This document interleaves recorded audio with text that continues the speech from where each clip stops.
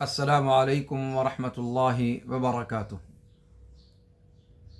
الحمد للہ رب العالمین والعاقبۃ للمتقین ولا عدوان الا علی الظالمین والصلاة والسلام الاتمان الاکملان علی محمد خاتم النبیین وعلی آلہ وصحبہ الغر المیامین ومن تبعہم وتابعیہم بإحسان الی یوم الدین، اما بعد۔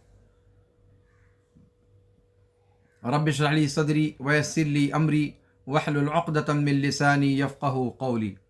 رب زدنی علما سبحانک لا علم لنا الا ما علمتنا انک انت العلیم الحکیم۔ مشاہدین کرام اور محترم ناظرین، آپ کی خدمت میں مختصر صورتوں کی تفہیم کے درس کا ایک نیا ایپیسوڈ لے کر حاضر ہوں۔ آج کی اس مجلس میں انشاءاللہ ہم سورۃ الزلزال کی تفسیر پڑھیں گے اور اس کے مضامین سے آگاہی حاصل کرنے کی کوشش کریں گے۔ سورۃ الزلزال یا سورۃ الزلزلہ یہ سورۃ مبارکہ سورہ بینہ کے بعد واقع ہے اور سورہ عادیات سے پہلے ہے۔ اس کا آپس میں ربط کیا ہے پہلے اور بعد کی صورت سے، اس کو بھی ہم دیکھیں گے۔ آئیے اس صورت کی تمہید کو دیکھتے ہیں۔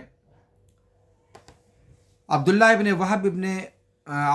وہب رحمہ اللہ نے عبداللہ ابن عمر رضی اللہ تعالی عنہما وارضاہما سے روایت بیان کی ہے کہ یہ صورت مبارکہ اللہ کے رسول صلی اللہ علیہ وسلم پر نازل ہوئی اس حال میں کہ ابو بکر صدیق رضی اللہ تعالی عنہ وارضاہ آپ صلی اللہ علیہ وسلم کے پاس تشریف فرما تھے۔ ابو بکر رضی اللہ تعالی عنہ وارضاہ رونے لگے تو اللہ کے رسول صلی اللہ علیہ وسلم نے ان سے پوچھا کہ ابو بکر کیا چیز تمہیں رلا رہی ہے؟ تو ابو بکر صدیق رضی اللہ تعالی عنہ نے فرمایا کہ اس صورت نے مجھے رلا دیا۔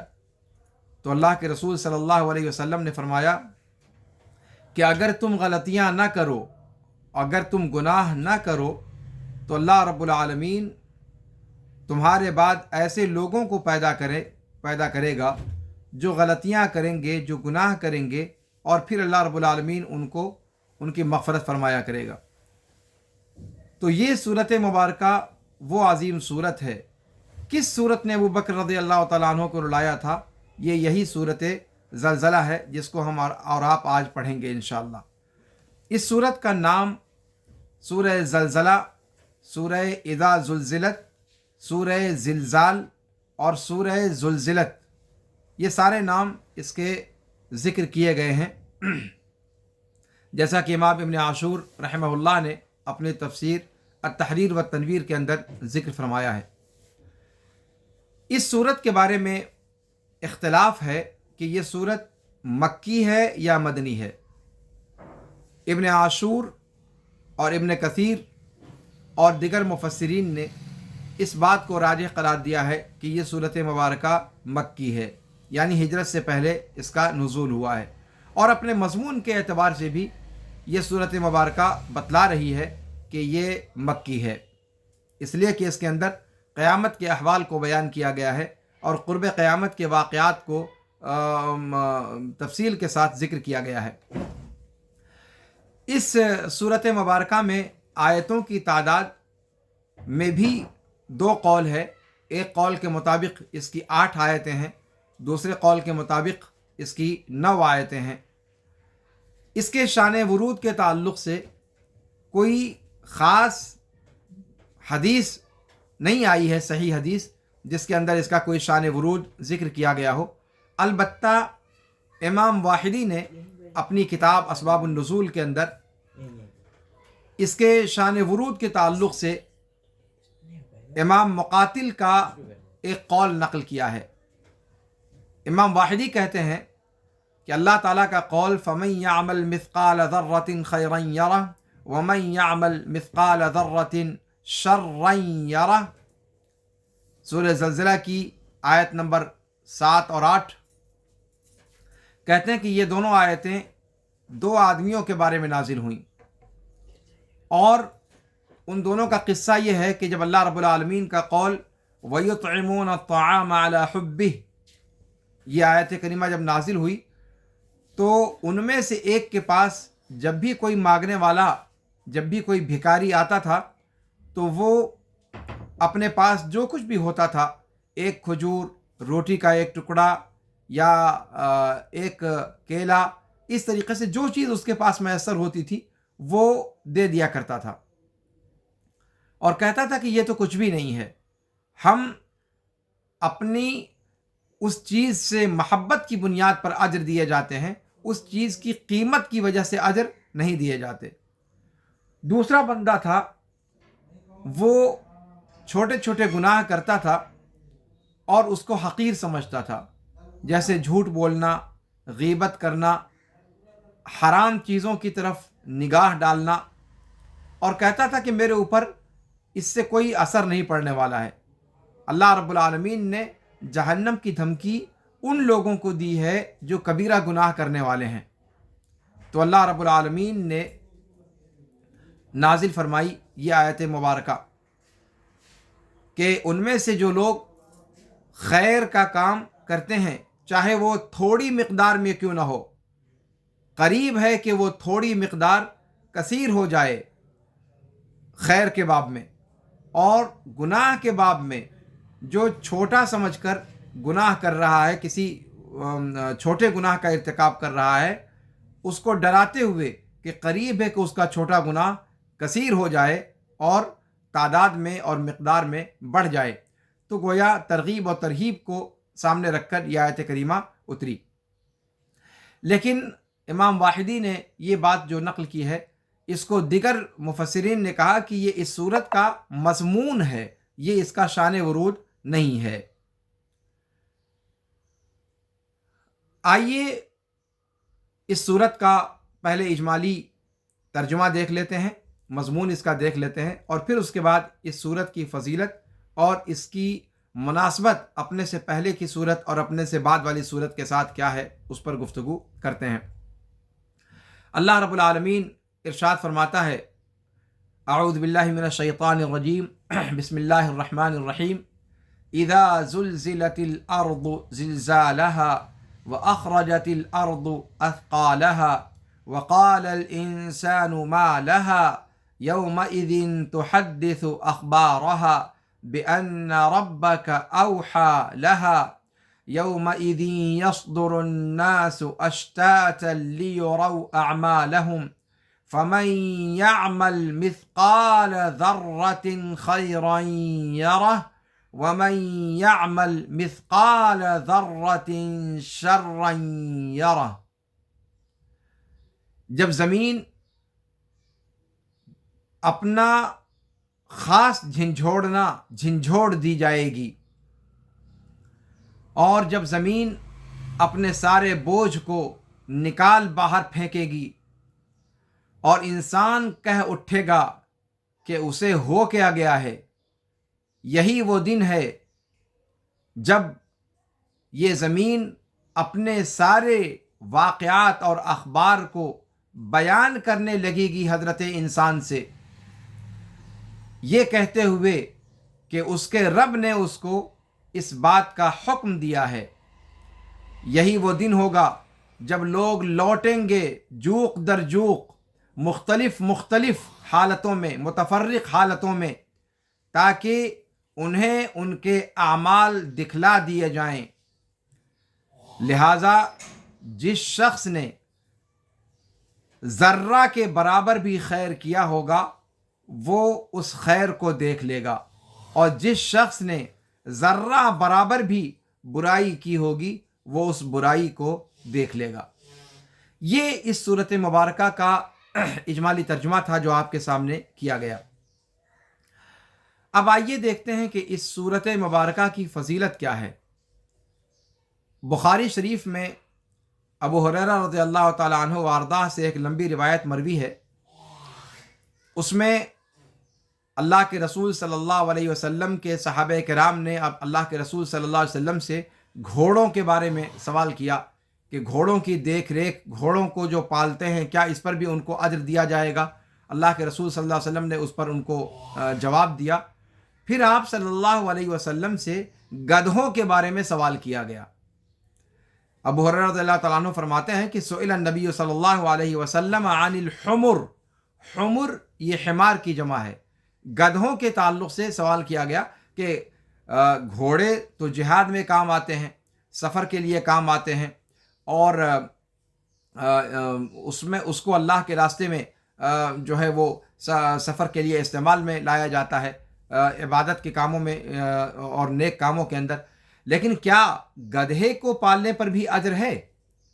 تب اللہ کے رسول صلی اللہ علیہ وسلم نے جواب دیا کہ میرے اوپر گدھے کے تعلق سے خاص طور پر کوئی آیت کریمہ نازل نہیں ہوئی ہے سوائے اس جامع اور منفرد آیت کے۔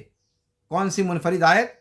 فَمَن يَعْمَلْ مِثْقَالَ ذَرَّةٍ خَيْرًا يَرَهُ وَمَن يَعْمَلْ مِثْقَالَ ذَرَّةٍ شَرًّا يَرَهُ، کہ جو بندہ بھی خیر کا ذرہ برابر بھی کوئی کام کرے گا، خیر کی نیت سے ذرہ برابر بھی اگر کوئی کام کرے گا تو اس کام کو وہ اللہ رب العالمین کے ہاں دیکھ لے گا، یعنی اللہ رب العالمین اس کا بدلہ اس کو عطا فرمائے گا۔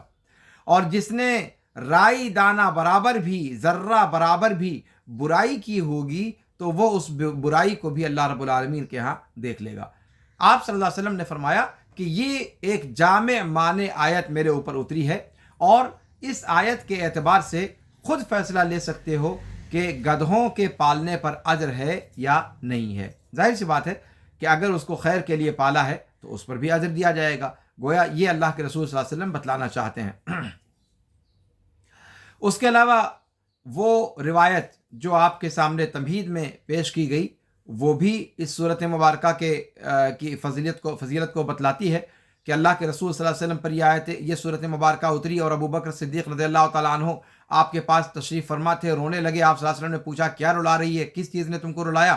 تو انہوں نے کہا کہ اس صورت مبارکہ نے۔ تو آپ نے فرمایا کہ اگر تم لوگ غلطیاں نہ کرو، گناہ نہ کرو، تو اللہ تعالیٰ ایسے لوگوں کو پیدا کرے تمہارے بعد جو غلطیاں کریں، جو گناہ کریں گے، اور اللہ رب العالمین پھر ان کی مغفرت فرمایا کرے گا۔ عبداللہ بن عمر رضی اللہ تعالیٰ عنہما کی یہ روایت ہے، اور یہ روایت امام واحدی نے اسباب النزول کے اندر اس کو ذکر فرمایا ہے۔ اب آئیے دیکھتے ہیں کہ اس صورت کا اپنے سے پہلے والی صورت سے کیا تعلق ہے اور اپنے سے بعد والی صورت سے کیا تعلق ہے۔ اپنے سے پہلے جو صورت ہے سورۃ بینہ، کل کے درس میں اس کے بارے میں آپ کے سامنے ذکر کیا گیا تھا کہ سورہ بینہ کے اندر اللہ رب العالمین نے بینہ پر گفتگو کی ہے، اور حق کے آ جانے کے بعد جو لوگوں نے اختلاف کیا، اہل کتاب اور مشرکین نے، اور دو گروہوں میں بٹ گئے۔ بعض وہ لوگ تھے جنہوں نے اللہ کے رسول صلی اللہ علیہ وسلم کی موافقت کی اور آپ صلی اللہ علیہ وسلم پر ایمان لے آئے، اور بعض وہ تھے جنہوں نے دشمنی کا محاذ کھول دیا اور آپ صلی اللہ علیہ وسلم سے عناد مول لیا۔ اور اس کے بعد اس صورت میں اچھے لوگوں کا جو ہے وہ بدلہ کیا دیا جائے گا اس کو بیان کیا گیا، اور برے لوگوں کا کیا بدلہ ہوگا اس کو ذکر کیا گیا۔ تو سورہ بینہ کا جب یہ مضمون تھا تو اس صورت مبارکہ کے اندر اللہ رب العالمین نے اس دنیا میں، آخرت کی زندگی میں، جس میں اچھے اور برے لوگوں کا بدلہ دیا جانا ہے، اس آخرت کی زندگی کے احوال کو یہ صورت مبارکہ بیان کر رہی ہے کہ وہ دن کیسا ہوگا اور اس میں کیا ہوگا، اس کی تفصیل کو یہ صورت مبارکہ بیان کر رہی ہے۔ گویا سورہ بینہ کے اندر جس مضمون کے ذکر کا تذکرہ شروع کیا گیا تھا، یہ صورت مبارکہ اسی کا تتمہ ہے، اسی لیے کہا جاتا ہے کہ یہ سورہ بینہ کا استمرار ہے، اسی کا امتداد ہے، گویا اسی مضمون کو یہ صورت مبارکہ مکمل فرما رہی ہے۔ تو اللہ رب العالمین نے گویا سورہ بینہ پڑھنے کے بعد انسان کے ذہن میں یہ سوال آیا کہ اے اللہ، یہ سب تو ہوگا، ٹھیک ہے، ہمیں اس کا یقین ہے، پر یہ ہوگا کب؟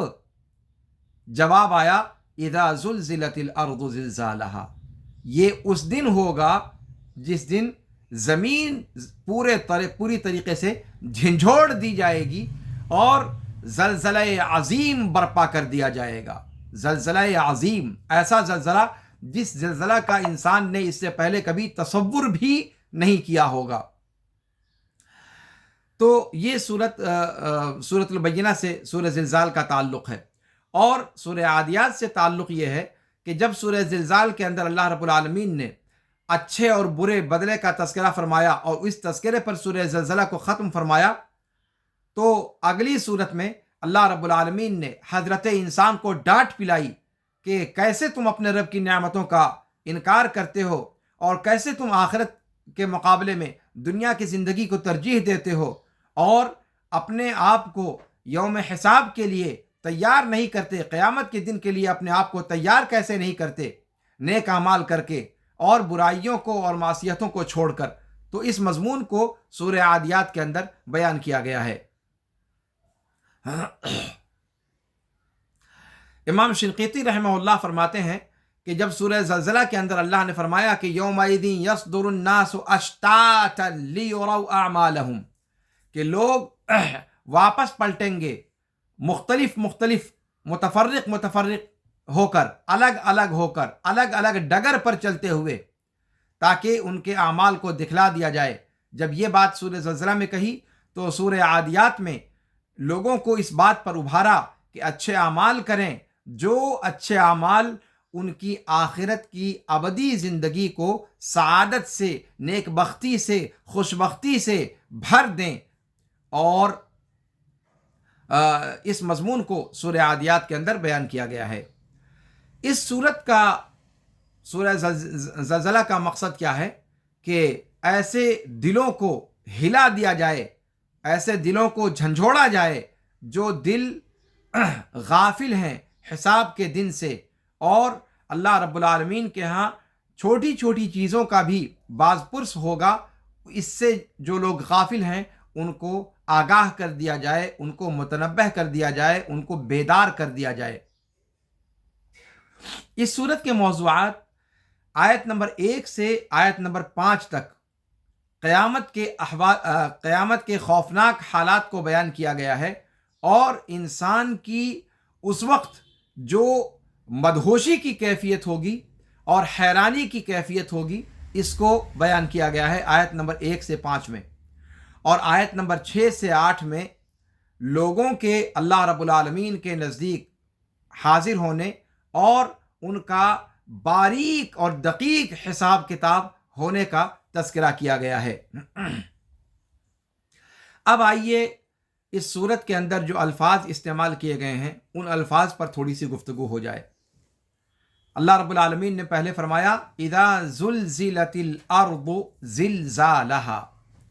یہ زلزلت، آپ دیکھ رہے ہیں کہ اس لفظ کو اس ایک آیت کریمہ میں 2 بار دہرایا گیا ہے۔ یہ ہے کیا؟ زلزلہ۔ زلزلہ عربی زبان کا قاعدہ ہے، جیسا کہ ابن جنی وغیرہ نے کہا ہے کہ عربی زبان میں جب معنی کی زیادتی مقصود ہوتی ہے تو حرکت کی زیادتی کی جاتی ہے یا حروف کی زیادتی کی جاتی ہے۔ زلہ عربی زبان میں کہا جاتا ہے پھسلنے کو۔ کوئی آدمی چل رہا ہے، بارش ہوئی ہے اور چکنی مٹی پر اگر گزر رہا ہے تو غیر اختیاری طور پر اس کا قدم پھسل جاتا ہے، اور وہ ابھی کھڑا ہے اور ابھی دھڑام سے زمین کے اوپر نظر آتا ہے۔ تو یہ دھڑام سے جو زمین پر گرا، یہ اس کا عمل غیر اختیاری تھا، اس لیے کہ وہ کوئی انسان چاہتا نہیں ہے کہ چوٹ کھائے، پر وہ گرا اور پھسل کر کے ایسا گرا کہ بسا اوقات پاؤں میں موچ پڑ جاتی ہے، کہیں پاؤں مڑ جاتا ہے، کبھی ہڈی فریکچر ہو جاتی ہے نا۔ تو زلہ اس کو کہا جاتا ہے عربی زبان میں کہ ایک طرف تیزی کے ساتھ غیر ارادی جو حرکت ہوتی ہے اس کو کہا جاتا ہے زلہ، اور اسی سے زلتن لغزش کو کہا جاتا ہے۔ انسان جو غیر شعوری طور پر خطا کرتا ہے، غلطی کرتا ہے، اس کو کہا جاتا ہے عربی زبان میں زلتن، زلات، یعنی غیر ارادی طور پر انسان سے کسی خطا کا صدور ہو جانا۔ ارادہ اس کا نہیں تھا، شعور اس کو نہیں تھا، پر ہو گیا، ہونا تھا، ہو گیا۔ تو زلہ اس حرکت کو کہا جاتا ہے. تو زلہ کے اندر کتنی چیزیں ہوئی؟ پہلی چیز تو یہ ہوئی کہ ایک جانب کو شدید ترین حرکت کو زلہ کہا جاتا ہے. دوسری بات یہ کہ یہ جو حرکت ہوتی ہے یہ غیر ارادی ہوتی ہے، غیر شعوری ہوتی ہے، انسان کا اس میں اپنا ارادہ شامل حال نہیں ہوتا. اس کو کہا جاتا ہے زلہ. زلہ آپ دیکھیں لگاتار آواز بھی پھسل رہی ہے. یہ حرکت جو حروف جو منتخب کیا گیا، حرف زا، انزلاق، پھسلنا اس آواز کے اندر بھی پایا جاتا ہے. جب آپ اس کو بولتے ہیں تو شہد کی مکھی کی بناہٹ کی سی صوتی کیفیت پیدا ہوتی ہے. زلہ، پھسل گیا. اسی سے زلزلہ بنایا گیا. زلہ ہی سے زا اور لام دو حرف ہے، اسی کو مکرر لایا گیا، 2 بار لایا گیا. تو زلہ زلہ نہیں کہا گیا، مطلب زلزلہ کہا گیا. ٹھیک ہے، زلزلہ. اب اسی زلہ کو گویا مکرر کر دیا گیا. اب معنی پر کیا اثر پڑا؟ معنی پر یہ اثر پڑا کہ اب بھی وہ جو زلہ کا معنی تھا وہ معنی موجود ہے، یعنی غیر شعوری حرکت، غیر شعوری، غیر ارادی، مقصود جو نہیں ہے، اس حرکت کو زلزلہ کہا جاتا ہے. لیکن زلہ میں اور زلزلہ میں فرق کیا ہوا کہ زلہ میں آپ ایک طرف کو پھسلتے چلے جاتے ہیں، ہاں، ایک طرف کو پھسلتے چلے جاتے ہیں. لیکن جب اس کے اندر زلہ کے مادے کو مکرر کیا گیا تو کیا معنی ہو گیا؟ زل، پھر سے زل. تو گویا زل اور زلزلہ. تو اب یہاں پر ایک ارتدادی حرکت ہوئی، یعنی اب حرکت 2 طرح کی ہو گئی. ایک غیر ارادی حرکت جو سامنے کی طرف جاتی ہے، اور دوسری غیر ارادی حرکت جو پھر پیچھے کی طرف آتی ہے جہاں سے چلی تھی، اور پھر وہاں پر پہنچنے کے بعد پھر اس نئی جگہ پر جاتی ہے، اور پھر وہاں پہنچ کر کے پھر وہاں سے ریٹرن ہوتی ہے. گویا اب زلزلہ زلزلہ زلزلہ، گویا یہاں کی حرکت شروع ہو کر یہاں پہنچی، اور پھر یہاں کی حرکت شروع ہو کر پرانی جگہ پر پہنچی.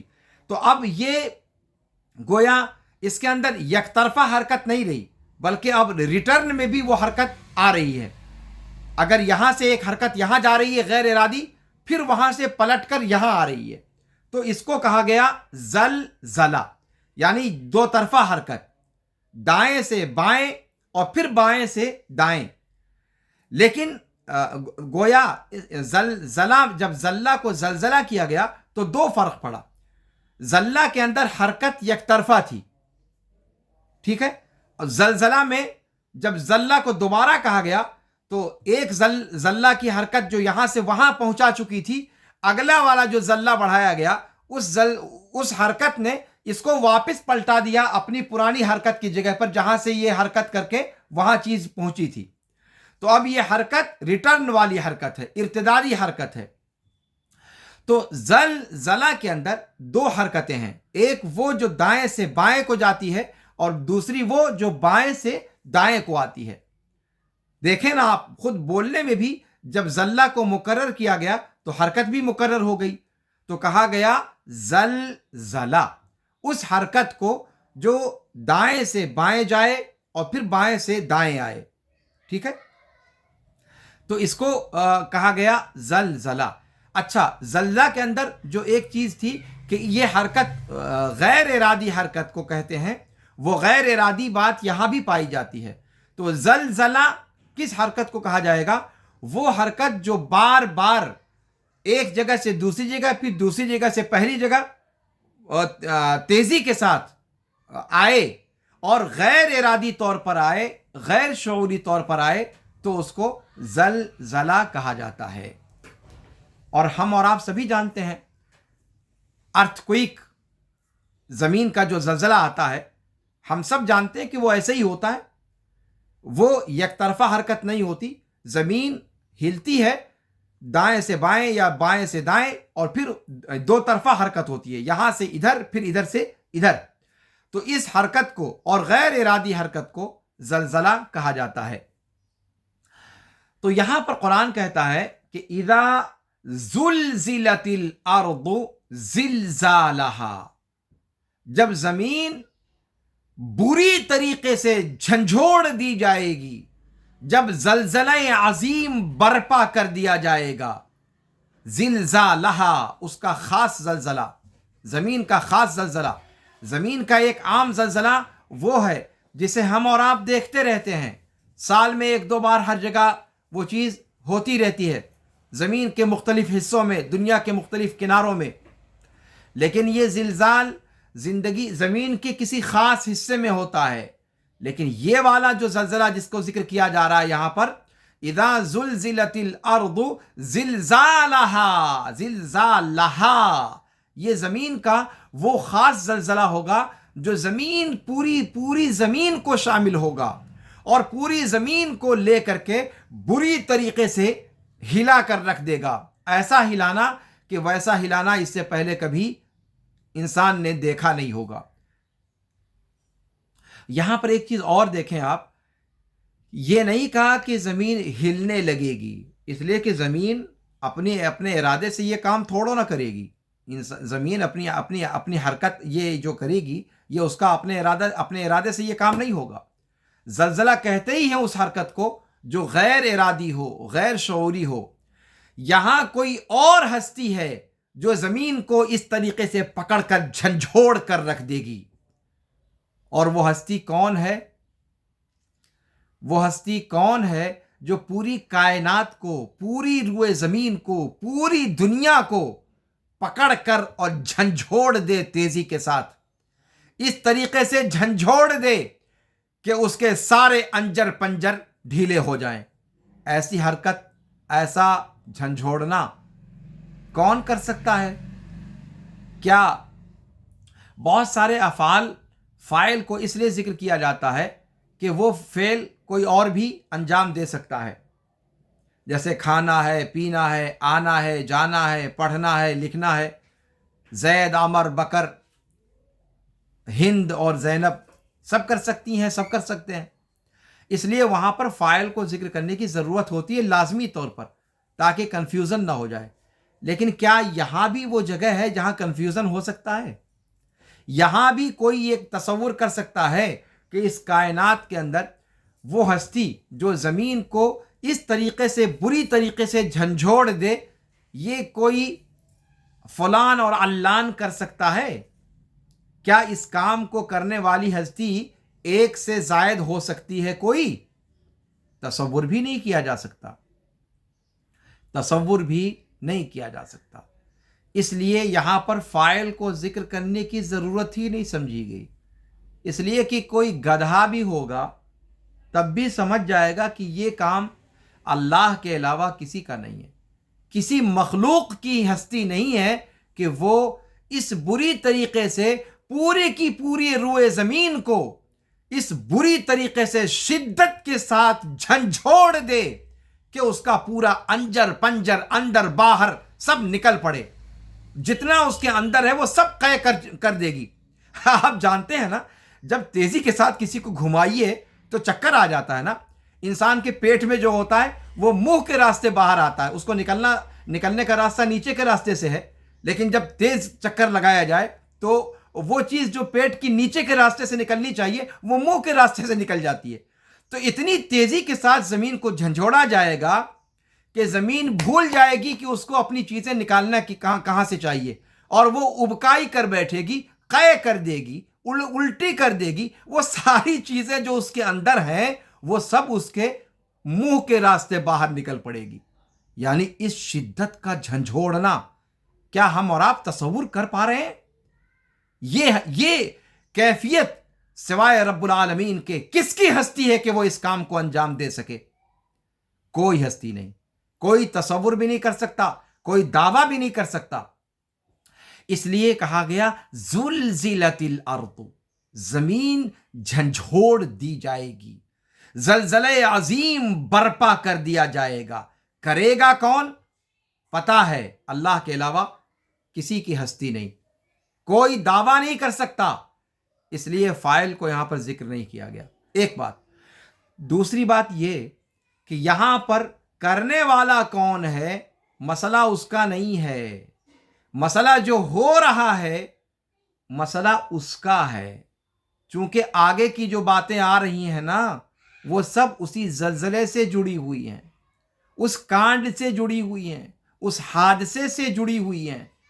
تو مسئلہ یہاں پر یہ نہیں ہے کہ وہ حادثہ ہوگا کیسے، مسئلہ اس سے ہے کہ اس حادثے کے بعد کیا ہوگا، لہذا ترکیز کی گئی اس زلزلے کو بیان کرنے پر، اس کی طرف ذکر کو نہیں لے کر جایا گیا کہ وہ زلزلہ برپا کرے گا کون۔ قرآن کی یہ عادت ہے کہ جس چیز جو مقصود اساسی ہوتا ہے قرآن اس چیز کو ذکر کرنے پر توجہ مرکوز کرتا ہے۔ یہاں قرآن اس زلزلے کی شدت کو اور اس زلزلے کے نتیجے میں آگے جو چیزیں ہونے والی ہیں اس کو بیان کرنا مقصد ہے، لہذا زلزلہ برپا کون کرے گا اس کا تذکرہ قرآن نے یہاں گول کر دیا۔ ایک تو اس وجہ سے کہ اس کے بارے میں کوئی شبہ نہیں ہے اور کوئی اور اس کے کرنے کا دعویٰ کر نہیں سکتا اللہ کے علاوہ، اس لیے اس کو ذکر کرنے کی حاجت نہیں سمجھی گئی۔ دوسری بات یہ کہ یہاں اصل معاملہ زلزلے سے ہے، یہاں برپا کرنے والا کون ہے اس سے سروکار نہیں ہے۔ اصل معاملہ جو مشاہدات بیان کیے جا رہے ہیں، جو حوادث بیان کیے جا رہے ہیں وہ قیامت کے حوادث ہیں، اور انسان اس دن کس کنڈیشن میں ہوگا جب یہ عجیب و غریب چیزوں کو دیکھے گا تو اس کے اوپر کیا گزرے گی، ان کیفیات کو بیان کرنا مقصد ہے، یہ نہیں مقصد بتلانا ہے کہ اللہ تعالیٰ اتنا زیادہ قادر مطلق ہے کہ وہ ایسا کر سکتا ہے ویسا کر سکتا ہے۔ بھیا وہ تو اس سے تو فارغ ہو چکا گیا، آپ مانتے ہو مانو، نہیں مانتے ہو نہ مانو، لیکن کائنات جانتی ہے کہ اللہ کے علاوہ اس طرح کی کرنے کی حیثیت کسی اور کی نہیں ہے۔ یہاں پر اصل مقصود اس زلزلے پر توجہ دلانا مقصد ہے، جس زلزلے کے نتیجے میں وہ واقعات ہوں گے جو آگے آپ کے سامنے بیان کیے جانے ہیں۔ تو یہ مطلب ہوا اذا زلزلت الارض زلزالہا، یعنی جب زمین شدید قسم کی دوہری حرکت میں مبتلا کر دی جائے گی قیامت کے دن، اور اس کے نتیجے میں ہوگا کیا؟ اذا کا جواب واخرجت الارض اثقالہا، نہیں ابھی واقعات ابھی چل رہے ہیں۔ اذا زلزلت الارض زلزالہا واخرجت الارض اثقالہا، نتیجہ یہ ہوگا کہ اس شدت کے جھنجھوڑے جانے کی وجہ سے زمین اگل دے گی، الٹی کر دے گی، قے کر دے گی، ان تمام چیزوں کو اپنے منہ کے راستے باہر پھینک دے گی۔ کیا چیزیں؟ انسان اپنے منہ کے ذریعے سے کیا نکالتا ہے؟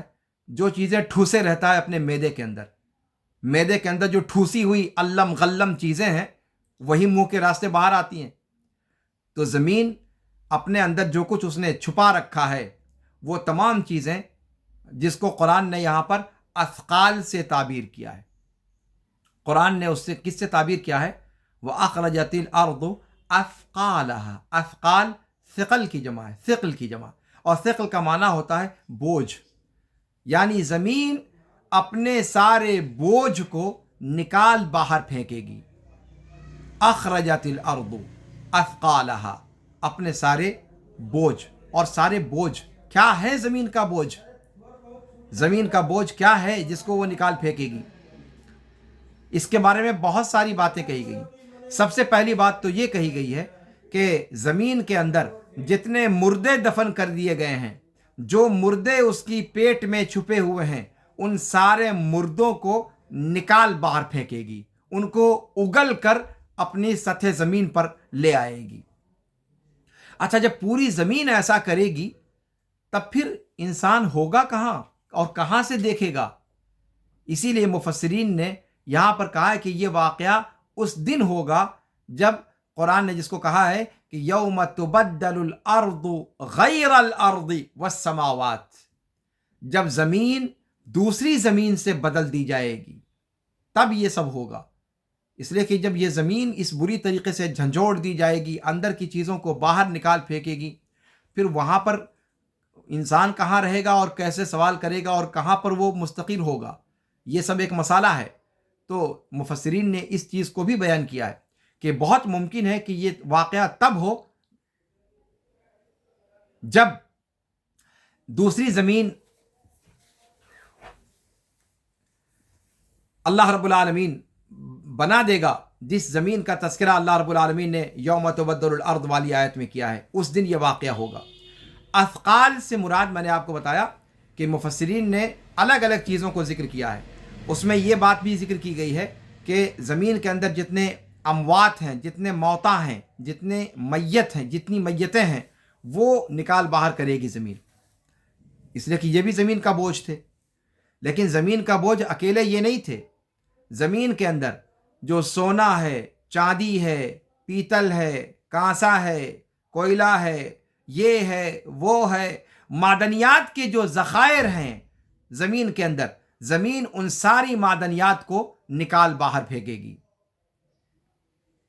ہیرے ہیں، جواہرات ہیں، وہ ساری کی ساری چیزیں جو زمین نے اپنے اندر چھپا کر رکھی ہوئی ہیں، ان ساری کی ساری چیزوں کو زمین، وہ سب زمین کا بوجھ ہیں۔ اور زمین اپنے اس دن اس شدت کے زلزلے کی وجہ سے زمین چاہے گی کہ اپنے آپ کو ہلکا کر لے، چاہے گی جتنے ہلکی رہیں گے اتنا جھنجھوڑنے کا اثر کم ہوگا، اس لیے وہ چاہے گی کہ ان سارے بوجھ کو نکال باہر پھینکے، اور وہ نکال باہر کرے گی۔ وَأَخْرَجَتِ الْأَرْضُ أَثْقَالَهَا، اور زمین کی اس روش کو جب دیکھے گا انسان، وَقَالَ الْإِنسَانُ مَا لَهَا مَا لَهَا، ابے اسے ہو کیا گیا؟ اور انسان سے مراد یہاں پر مفسرین نے دونوں باتیں کہی ہیں۔ بعض لوگوں نے کہا کہ انسان سے مراد کافر ہے، بعض لوگوں نے کہا کہ نہیں، انسان سے مراد انسان ہے، چاہے وہ مومن ہو چاہے وہ کافر ہو۔ یہ اور بات ہے کہ کافر تعجب کے مارے کہے گا، ہڑبڑاہٹ اس کے اوپر سوار ہوگی کہ یہ ہو کیا رہا ہے۔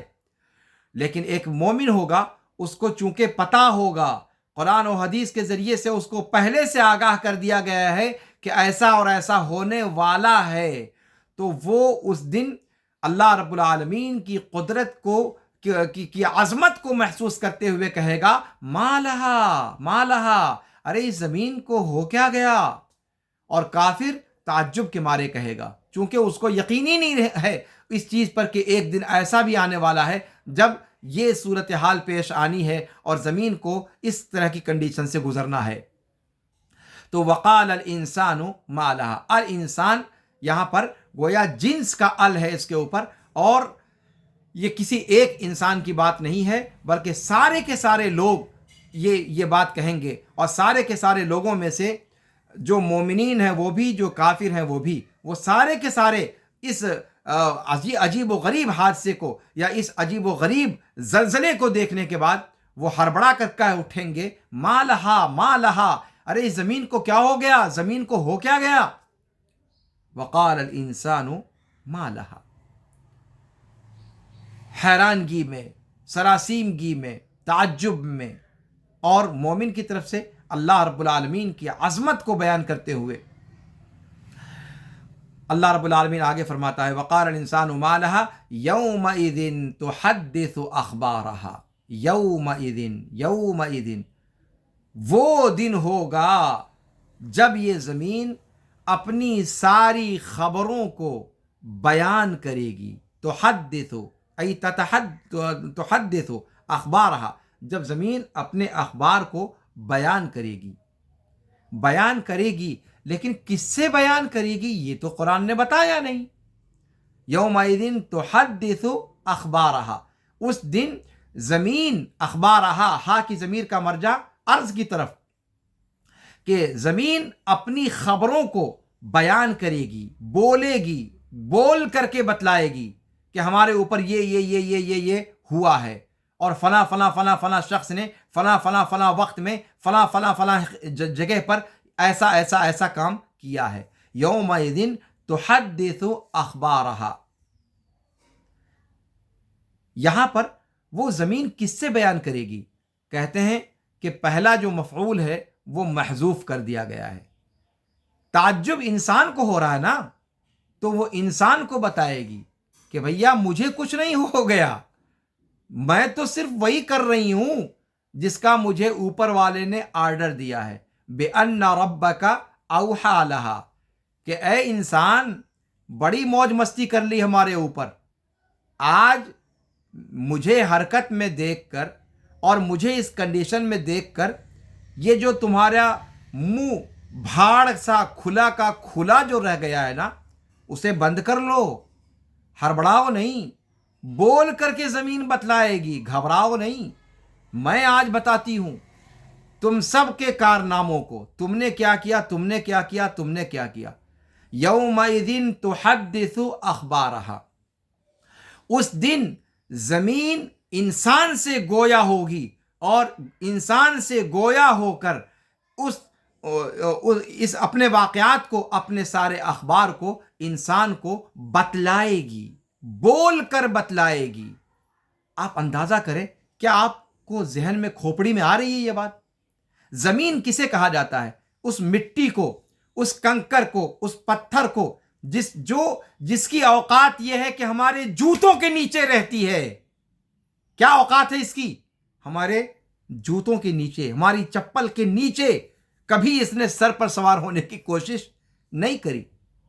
लेकिन वो दिन होगा जब इंसान कहेगा वक़ाल अल इंसानु मा लहा यौमइज़िन तुहद्दिसु अख़बारहा, ऐ यौमइज़िन तुहद्दिसु अल इंसाना अख़बारहा।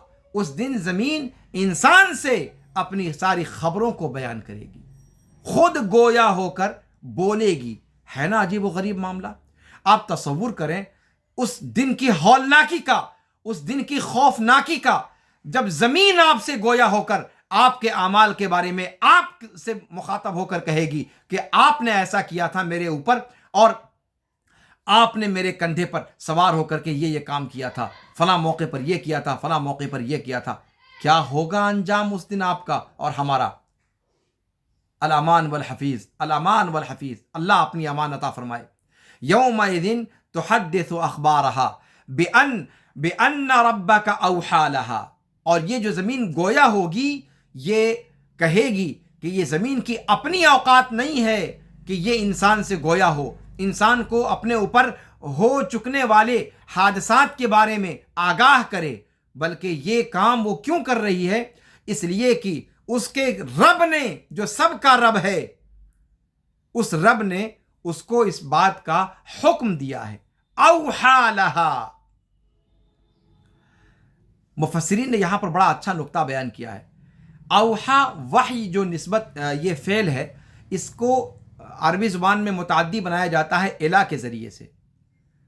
यानी अगर गैर कुरान में कहा जाए तो इसको यूं कहना चाहिए था ज़मीन को कि बिअन्न रब्बका औहा इलैहा, कि अल्लाह रब्बुल आलमीन ने उसकी तरफ इस तरह करने की वही की है। लेकिन कुरान ने औहा इलैहा नहीं कहा है, कुरान ने औहा लहा कहा है, औहा लहा कहा है। यहां पर मुफस्सिरीन एक नुक्ता बयान करते हैं कि औहा लहा दर हकीकत कुरान करीम की जामियत और कुरान करीम के ईजाज़ की दलील है। यहाँ पर वही के फ़ेल को कौल के फ़ेल के साथ तज़मीन कर दी गई है। अरबी ज़ुबान में एक इस्तिलाह इस्तेमाल होती है तज़मीन, यानी एक फ़ेल को दो फ़ेल के माना पर दिलालत करने के लिए बना देना। एक ही फ़ेल है लेकिन वो अपने फ़ेल के साथ साथ एक दूसरे फ़ेल का माना भी बयान करे, उसको उसके अंदर घुसेड़ देना, उसको उसी के अंदर शामिल कर देना। तो औहा यूही ईहाअन ये एक फ़ेल हुआ, और काला यक़ूलु क़ौलन ये एक फ़ेल हुआ, और काला लहू ये इस्तेमाल होता है। कौल मुतअद्दी बनाया जाता है लाम के ज़रिए से। आप कहते हो कुल तो ले फुलान, मैंने फ़लाँ शख्स से ये बात कही, तो कौल को लाम से मुतअद्दी बनाया जाता है। लेकिन वही को, औहा यूही को इला के ज़रिए से मुतअद्दी बनाया जाता है। लेकिन यहाँ पर फ़ेल इस्तेमाल किया गया औहा, और मुतअद्दी बनाया गया उस कायदे से जिससे कौल को मुतअद्दी बनाया जाता है। तो गोया वही के अंदर कौल के माने को भी शामिल कर दिया गया। औहा लहा आई काला लहा, काला लहा। गोया ज़मीन ये कहेगी کہ تیرے رب نے، اے انسان تو تعجب کر رہا ہے کہ ما لہا، ارے تیرے رب نے جو تیرا رب ہے اس رب نے مجھ سے یہ بات کہی ہے، اس رب نے اوحا لہا اس کی طرف یہ بات کہی ہے، یہ حکم دیا ہے، قول اللہ رب العالمین نے قولن یہ بات اس سے کہی ہے۔ ایک بات، دوسری بات یہ کہ اوحا لہا قرآن کہتا ہے اوحا لہا یہ لام تملیک ہوتا ہے، آپ جانتے ہیں یہ محبت کے لیے استعمال کیا جاتا ہے، کسی کے حق میں کوئی چیز ہو تو اس کے لیے لام بولا جاتا ہے۔ آپ جانتے ہیں نا، یہ کئی حدیثوں کے اندر بھی آیا ہے کہ فلاں چیز لہو او علیک، کہ فلاں معاملہ یا تو تمہارے حق میں ہے یا تمہارے برخلاف ہے، تو وہاں پر لہو حق میں ہونے کے لیے استعمال کیا جاتا ہے، اور علیک علی خلاف ہونے کے لیے استعمال کیا جاتا ہے۔ یہاں اللہ رب العالمین نے کہا اوحا لہا، یعنی اللہ رب العالمین نے زمین کو جو یہ کہا کہ اپنے اوپر ہونے والے اخبار کو بیان کرے، یہ اس لیے نہیں کہا کہ زمین کو پابند کرنا چاہتا ہے کسی چیز کا، بلکہ زمین کو یہ حکم اس لیے دیا کہ زمین کی مصلحت میں، زمین کے حق میں یہ چیز تھی، زمین یہ چیز چاہتی تھی، یہ اس کی مصلحت تھی، یہ اس کی خواہش تھی، یہ اس کی رغبت تھی کہ اب تک اپنے سینے پر انسان جو مونگ دل رہا تھا، جو اس کو برداشت کرتی چلی آ رہی ہے، آج اپنے سینے کے پھپھورے وہ پھوڑ ڈالے، اور آج اپنے سینے کے سارے داغ کو وہ ایک ایک کر کے انسان کے سامنے بیان کر دے، اور اپنا انتقام انسان سے کہہ کر کے بیان کر لے کہ کمبخت مارے، تم نے ایسا کیا تھا، میں برداشت کرتی چلی آ رہی تھی، اس لیے کہ اس وقت مجھے حکم نہیں تھا کہ میں کوئی چوں کر سکوں، مجھے حکم تھا کہ تمہارے تابع فرمان رہوں، تمہارے لیے مسخر کر دیا تھا کائنات میں اللہ رب العالمین نے، اس لیے میں چپ تھی، لیکن آج مجھے اللہ نے زبان دے دی ہے، اللہ نے کہہ دیا ہے کہ تمہاری جتنی شکایتیں ہیں، جو وہ ساری شکایتیں جو جس نے تمہارے سینے کو چھلنی کر رکھا ہے، ان تمام شکایتوں کو ایک ایک کر کے، اور جس سے تمہیں انتقام لینا ہے اس کے منہ پر جا کر کے تم بول دو، اگل دو، اور اس سے اپنا انتقام پورا کر لو۔ اوحا لہا، زمین جو پھٹنے کو تیار بیٹھی ہے، غیظ و غضب اور انتقام کی آگ میں جھلس رہی ہے، وہ زمین اس دن موقع پا جائے گی، اور وہ ایک ایک کر کے ہر انسان کے عمل کو اس کے منہ پر بتلا کر کے اور اس کے سامنے حجت تمام کرے گی کہ آج انتقام کا دن آیا ہے، آج میں تمہیں نہیں بخشوں گی، اور جو کیا ہے تم نے میرے سینے پر میری مرضی کے بغیر اپنی مرضی چلاتے ہوئے، آج وہ ساری حکایتیں، آج وہ سارے کرتوت میں تم سے بیان کروں گی، تاکہ تم کو پتا رہے کہ میں اس دن، تم سمجھتے تھے کہ میں بے جان ہوں، لیکن میں بے جان نہیں تھی، میں ان ساری چیزوں کو ریکارڈ کر رہی تھی، میں خاموشی کے ساتھ واچ کر رہی تھی اور ان ساری چیزوں کو ریکارڈ کر رہی تھی۔ آج اس ریکارڈ کو آن کرنے کا آرڈر دے دیا گیا ہے، اور آج میں اپنے سارے دل کا بخار نکال باہر کروں گی۔ یہ مضمون مفسرین نے بیان کیا ہے کہ اوحا لہا کیوں قرآن نے کہا، جبکہ اوحا کے ساتھ الیہا کہنا چاہیے تھا، تو گویا اوحا الیہا نہ کہہ کر اوحا لہا کہنے میں کئی حکمتیں ہیں۔ ایک تو قول کا معنی اس کو متضمن ہے کہ اللہ رب العالمین نے باقاعدہ آرڈر دیا ہے اس کو کہ وہ ایسا کرے، اس لیے زمین ایسا کر رہی ہے۔ دوسری بات، اس میں اس بات کا بھی اشارہ ہے کہ یہ آرڈر اللہ رب العالمین کا زمین کے چاہنے پر تھا، زمین کی مصلحت میں تھا، زمین کے حق میں تھا۔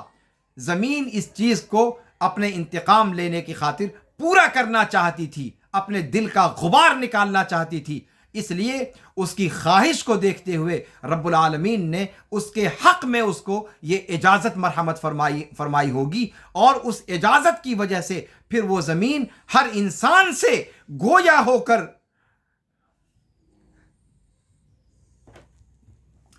उसके करतूतों को उसके मुंह पर बयान करेगी।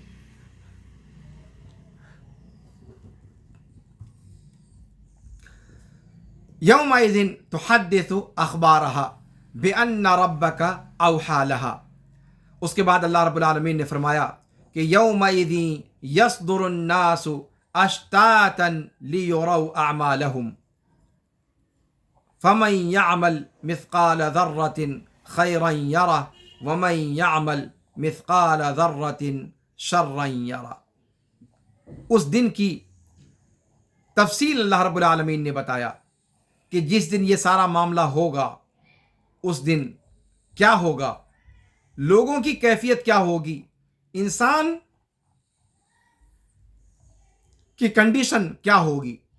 कहा यौमइज़िन यस्दुरुन्नासु अश्तातन, वो दिन, वो ऐसा दिन होगा कि लोग वापस पलटेंगे, अलग अलग मुतफर्रिक तौर पर इकट्ठा नहीं होंगे।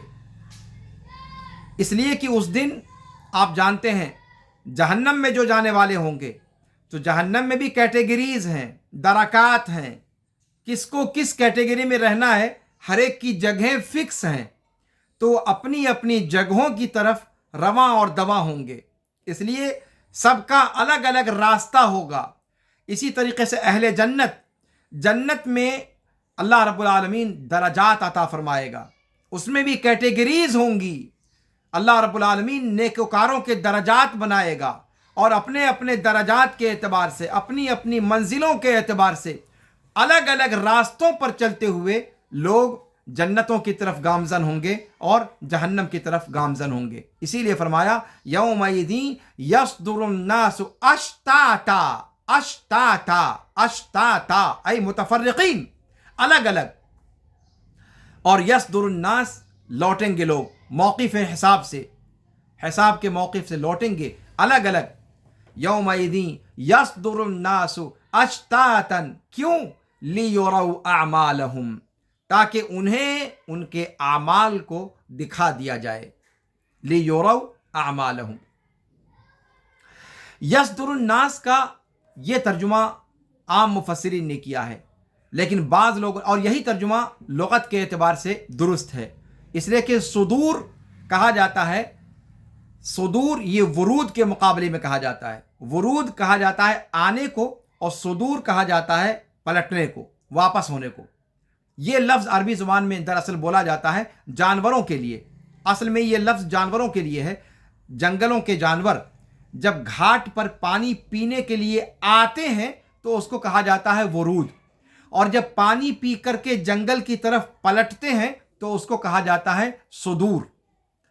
तो इस एतबार से यौमइज़िन यस्दुरुन्नास, उस दिन जिस दिन लोग लौटेंगे, पलटेंगे, वापस होंगे, अश्तातन, अलग अलग हालतों में, चूंकि पता चल चुका होगा कि किसको कहाँ जाना है, उस एतबार से अलग अलग ये तर्जुमा किया गया।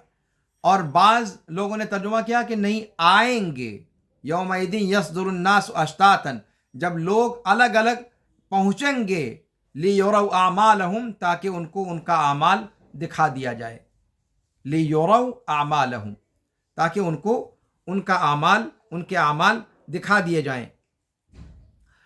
उसके बाद अल्लाह रब्बुल आलमीन ने फरमाया फमन यअमल मिस्क़ाल ज़र्रतिन खैरन यरह। ये वो दिन होगा जब जिस शख्स ने भी जर्रा बराबर भी खैर किया होगा, अच्छाई की होगी, तो वो उसको देख लेगा।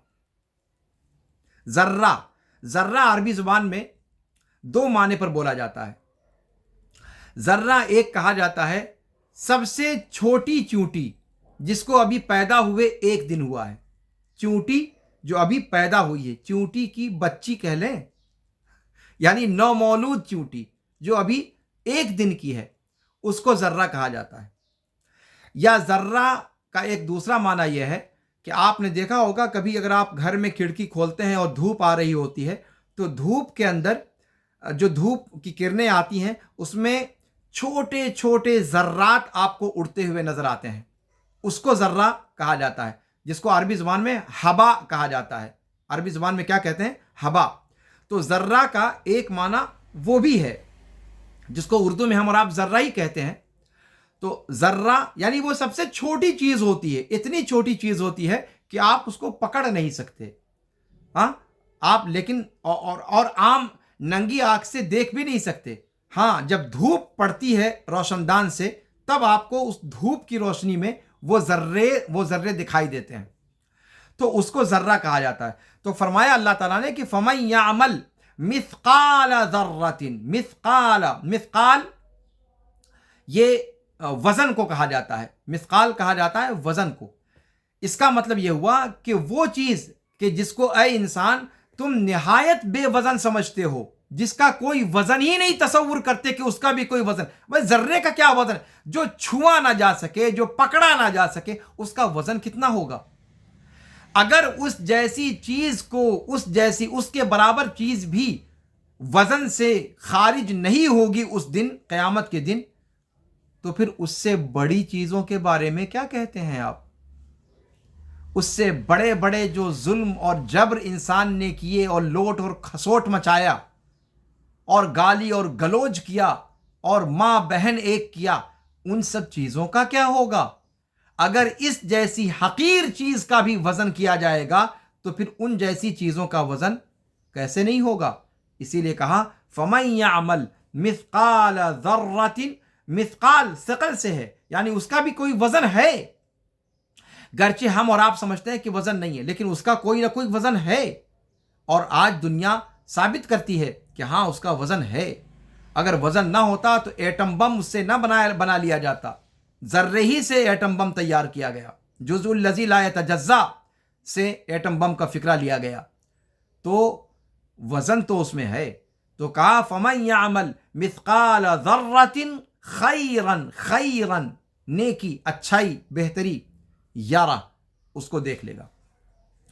اس آیت سے انسان کو کس قدر امیدیں وابستہ ہو جاتی ہیں کہ انسان نے اگر چھوٹے سے چھوٹا کوئی اچھا عمل کیا ہوگا تو وہ بھی اللہ کے ہاں رائے گا نہیں جائے گا، وہ اللہ رب العالمین کے ہاں اس کا اجر اس کو دیا جائے گا. یہاں تو بڑی خوشی ہوتی ہے، لیکن آگے والا ٹکڑا پڑھ کر کے اسی قدر انسان کے جسم میں اور انسان کے دماغ میں لرزہ طاری ہو جاتا ہے. آگے کیا کہا؟ وَمَن يَعْمَلْ مِثْقَالَ ذَرَّةٍ شَرًّا يَرَهُ. کہ جس نے اسی رائی دانہ برابر بھی اگر کوئی برائی کی ہوگی تو جیسے خیر کو وہ دیکھ لے گا، ویسے اس شر کو بھی وہ دیکھ لے گا. اب یہاں پر ایمانداری سے بتائیے کہ اگر اللہ رب العالمین نے ہماری برائیوں کا اس شدت کے ساتھ اور اس دقت کے ساتھ حساب لینا شروع کر دیا تو ہم اور آپ کتنے پانی میں ہیں؟ کیا اپنے آپ کو تو انسان کو معلوم ہے نا کیا ہوگا اس کا انجام. الامان والحفیظ، لرزہ طاری کر دینے والی آیت. اسی لیے عبداللہ بن مسعود رضی اللہ تعالیٰ عنہ فرماتے ہیں کہ یہ آیت یہ قرآن کی سب سے مضبوط اور احکم آیت. فَمَن يَعْمَلْ مِثْقَالَ ذَرَّةٍ خَيْرًا يَرَهُ وَمَن يَعْمَلْ مِثْقَالَ ذَرَّةٍ شَرًّا يَرَهُ. بڑی خطرناک آیت. انسان اگر ان دونوں آیتوں پر غور کر لے تو وہ اپنی عاقبت کو سنوارنے کے لیے یہ دو آیتیں اس کے لیے کافی ہیں. تو یہ ان آیات کا ترجمہ ہوا. جس زلزلے کا اس صورت کے اندر اللہ رب العالمین نے ذکر بیان فرمایا ہے، یہ وہ زلزلہ ہوگا جس کا تذکرہ سورہ حج میں بھی اللہ رب العالمین نے فرمایا ہے. وہاں اللہ رب العالمین نے فرمایا یا ایھا الناس اتقوا ربکم ان زلزلۃ الساعۃ شیء عظیم. اے لوگو ڈرو اپنے رب سے، یقیناً جو قیامت کا زلزلہ ہے وہ بہت عظیم چیز ہے، نہایت درجہ خوفناک چیز ہے. اور پھر اتنا کہہ کر کے قرآن رک نہیں گیا، وہاں پر اس زلزلے کی خوفناکی کو قرآن نے بیان کیا ہے اور اس کا نقشہ کھینچا ہے. یوم ترونہا، پڑھیے رمضان کا مہینہ ہے، ہم کہاں تک آپ کو بتائیں. ان آیات کو خود قرآن کریم کے اندر سورہ حج کی ابتدائی آیات کو پڑھیے. اس زلزلے کا تفصیلی نقشہ قرآن نے کھینچا ہے. کیسے حاملہ عورت اپنا حمل ساقط کر دے گی، کیسے دودھ پلانے والی ماں اپنے دودھ پیتے بچے سے غافل ہو جائے گی، اور انسان بغیر پیے ہوئے مدہوش دکھائی دے گا. ایسا لگے گا کہ انسان نے کئی بوتل چڑھا لیا ہے اور جام کے جام لڑھا چکا ہے. یوم تری الناس سکارا وما هم بسکارا ولکن عذاب اللہ شدید.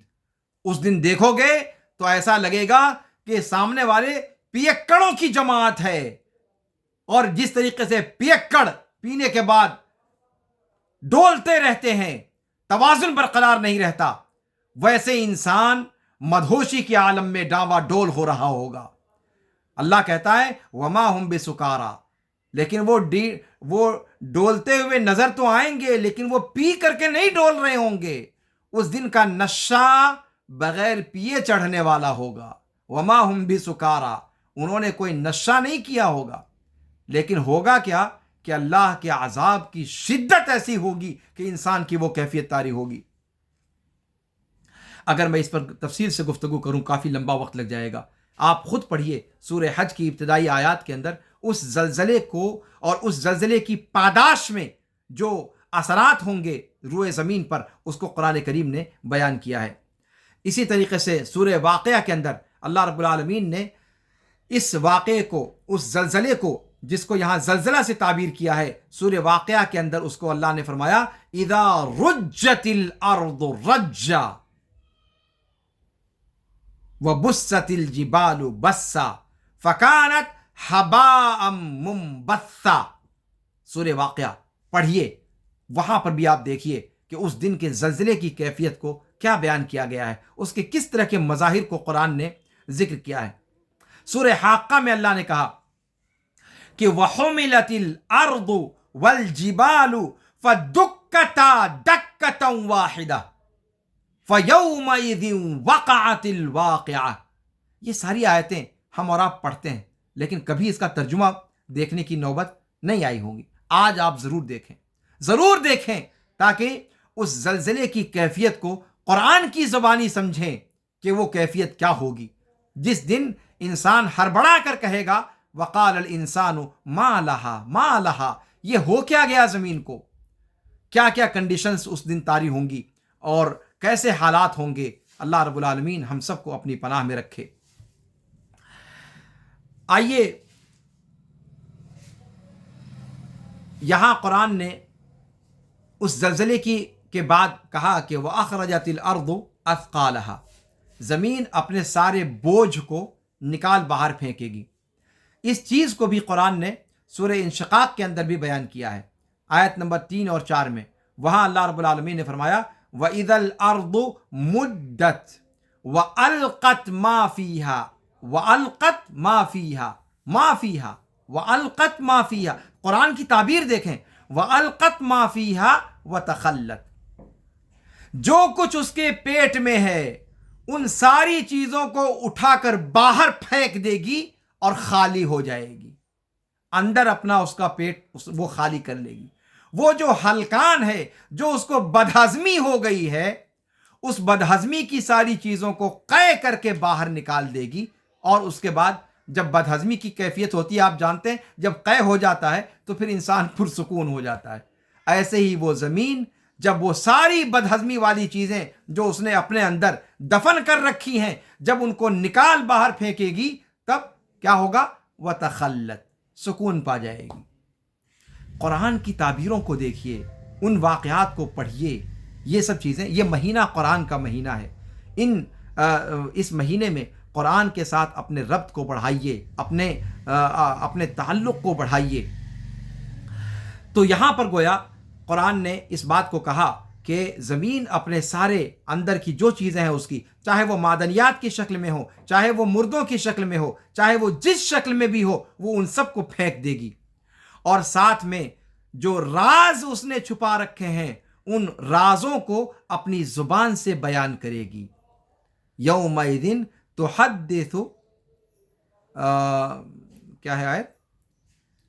یومئذ تحدث اخبارہا، تو اس دن وہ اپنے اخبار کو خود بیان کرے گی اپنے الفاظ کے ذریعے سے، زبان کے ذریعے سے. زبان تو اس کے پاس ہے نہیں، وہ کیسے بیان کرے گی یہ اللہ رب العالمین جانتا ہے. ہو سکتا ہے کہ ہم میں سے بہت سارے لوگوں کو اس چیز کا شبہ ہو کہ بھیا زمین بولے گی کیسے، اس کو تو منہ ہی نہیں ہے، اس کا تو تھوبڑا ہی نہیں ہے. تو میرے بھائی، اللہ رب العالمین جس نے آپ کو تھوبڑا دے کر کے بلوایا، کسی کو بغیر تھوبڑے کے بھی بلوا سکتا ہے؟ نہیں بلوا سکتا. اٹھائیے قرآن، سورہ یاسین کی آیت پڑھیے، جب اللہ رب العالمین فرماتا ہے کہ الیوم نختم علی افواہہم وتکلمنا ایدیہم وتشہد ارجلہم بما کانوا یکسبون، کہ آج کا دن وہ دن ہے کہ جس میں ہم ان کے منہ پر مہر لگا دیں گے، مہر بند کر دیا جائے گا، اس منہ کو سل دیا جائے گا، انسان کا منہ بند کر دیا جائے گا. الیوم نختم علی افواہہم، اور کیا ہوگا؟ وتکلمنا ایدیہم، اور ہم سے ان کے ہاتھ کلام کریں گے، گفتگو کریں گے، بات کریں گے. وتکلمنا ایدیہم وتشہد ارجلہم، اور ان کے پیر شہادت دیں گے، گواہی دیں گے بول کر کے. وتشہد ارجلہم، کس چیز کی؟ بما کانوا یکسبون، انسان جو کچھ کرتا رہا تھا ان تمام چیزوں کے بارے میں ایک ایک رپورٹ یہ ہاتھ اور یہ پیر اللہ کے سامنے بول کر کے اس کی گواہی دیں گے. اب یہاں پر بھی تو آپ کو تعجب ہو سکتا ہے، آپ کا ہاتھ کیسے بولے گا؟ اس کے اندر بھی تو تھوبڑا نہیں ہے، اس کے اندر بھی تو زبان نہیں ہے، اس کے اندر بھی تو دانت وانت کچھ نہیں ہے، پھر یہ کیسے بولے گا؟ اور پیر کیسے شہادت دیں گے؟ پیر کیسے گواہی دیں گے؟ پیر کو بھی تو تھوبڑا نہیں ہے. اور پھر اتنا ہی نہیں، قرآن کے اندر یہ بھی ذکر آیا کہ انسان کی شرمگاہ بھی انسان کے خلاف گواہی دے گی، اور ہڑبڑا کر کے انسان کہے گا کہ ارے کمبخت مارے، تیری ہی خاطر تو سارا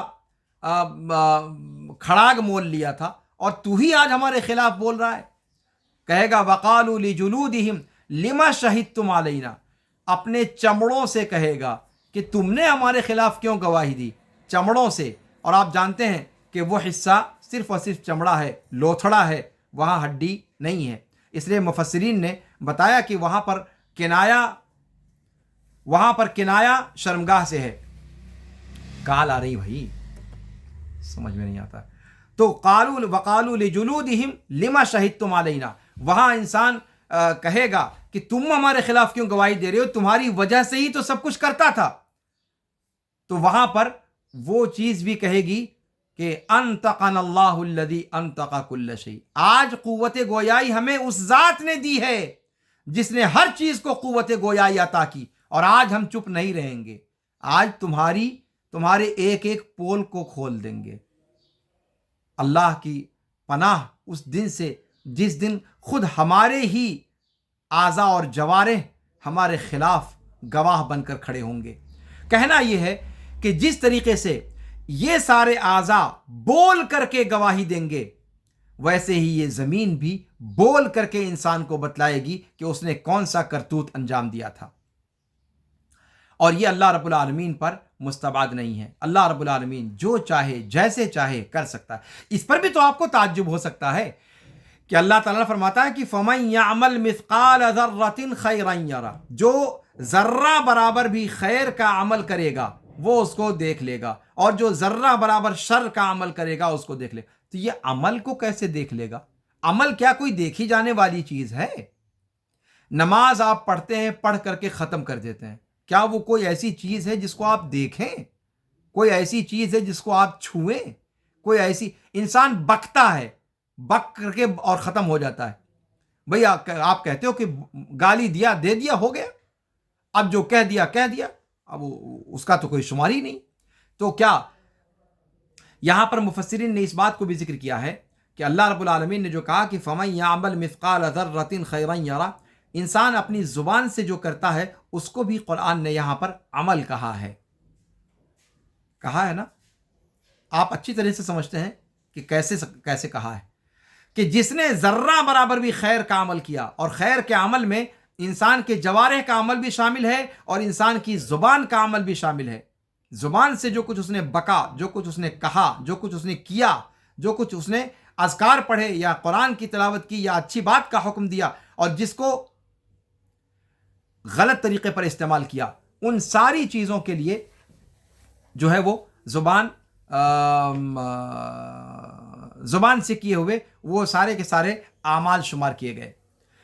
تو اللہ رب العالمین ان اعمال کو بھی باقاعدہ قیامت کے دن تولے گا. دیکھے گا انسان کیسے؟ اس لیے کہ اس کو ترازو پر رکھا جائے گا، تولا جائے گا. اور آپ جانتے ہیں کہ اس کے بارے میں امام بخاری رحمہ اللہ نے اپنی آخری حدیث کے اندر بہت تفصیل کے ساتھ بیان کیا ہے. وَنَضَعُ الْمَوَازِينَ الْقِسْطَ لِيَوْمِ الْقِيَامَةِ، ترجمۃ الباب قائم کیا امام بخاری نے، اور اس پر آپ بہت تفصیل سے بارہا سنتے ہوں گے. تو یہ ساری کی ساری چیزیں ناپ تول میں کیسے آ سکتی ہیں؟ ہر چیز تعجب خیز لگتی ہے آپ کو، لیکن اس دن کا پیمانہ ہی الگ ہوگا. اس دن آپ کو جو کچھ بھی نظر آ رہا ہوگا وہ سب کچھ حیران کرنے والا ہوگا، وہ سب کچھ تعجب خیز ہوگا، وہ سب کچھ ناقابل یقین ہوگا، وہ سب کچھ آپ کے تصور سے اور ہمارے تصور سے بالا تر ہوگا. تبھی تو اس دن سے ڈرایا گیا ہے، اور اللہ رب العالمین ہر اس چیز کو کرنے پر قادر ہے. تو یہاں پر جو باتیں اللہ رب العالمین نے فرمائی ہیں وہ ہمارا عقیدہ ہے کہ وہ بعین ہی ویسے قیامت کے دن پیش آئیں گی، اور وہی صورتحال ہوگی جس کو اللہ رب العالمین نے آج بیان کیا ہے. اور قرآن کریم نے ان حوادث کو ماضی کے صیغے سے بیان کیا ہے، یہ بتلانے کے لیے کہ اے حضرت انسان، یہ نہ سوچو کہ یہ مستقبل میں پیش آنے والی چیزیں ہیں، ہو سکتا ہے نہ ہو. یہ کہنے کو تو مستقبل ہے، لیکن ہونے کے اعتبار سے اتنا ہی یقینی ہے جیسے کل کو کوئی چیز ہو چکی. اسی لیے ماضی کے صیغے کے ساتھ مستقبل کے واقعات کو بیان کیا گیا ہے اس پیغام کو دینے کے لیے. اذا زلزلت الارض زلزالها واخرجت الارض، ہلا دی گئی، نکال دیا. ابھی نکال دیا کیا؟ وہ زلزلہ تو ابھی آیا ہی نہیں نا، وہ قیامت کے دن آئے گا، قیامت کے دن نکالے گی. لیکن صیغہ ماضی کا استعمال کیا گیا، جھنجھوڑ کر رکھ دی گئی. زمین نے اپنے بوجھ کو نکال پھینکا، یہ نہیں کہا پھینکے گی، پھینک دیا. تو یہ ماضی کا صیغہ استعمال کیا گیا ہے اس چیز کے یقینی ہونے کو بتلانے کے لیے کہ یہ ایسے ہی یقینی ہے جیسے آپ یہ سمجھیں کہ ماضی میں یہ ہو چکی ہے. اللہ رب العالمین کا قول جھوٹا نہیں ہے. ویسے بھی اللہ رب العالمین اگر کہتا تو کوئی جھٹلانے والا نہیں تھا، لیکن اللہ رب العالمین نے مستقبل کے اندر قیامت کے دن ہونے والے واقعات کو ماضی کے صیغے سے بیان کر کے انسان کو یہ پیغام دینے کی کوشش کی ہے کہ انسان اس پر یقین کرے. اور یقین جب انسان کو آ جائے گا تو انسان پھر اپنے اعمال کو درست کرنے کی طرف راغب ہوگا، اور انسان پھر وہ اپنے اعمال کو درست کرنے کی کوشش کرے گا. اس لیے جو ہے اس انداز میں، اس اسلوب میں اللہ رب العالمین نے غافلوں کو متنبہ کرنے کے لیے اس اسلوب میں قیامت کے حادثات کو بیان فرمایا ہے. اسی طریقے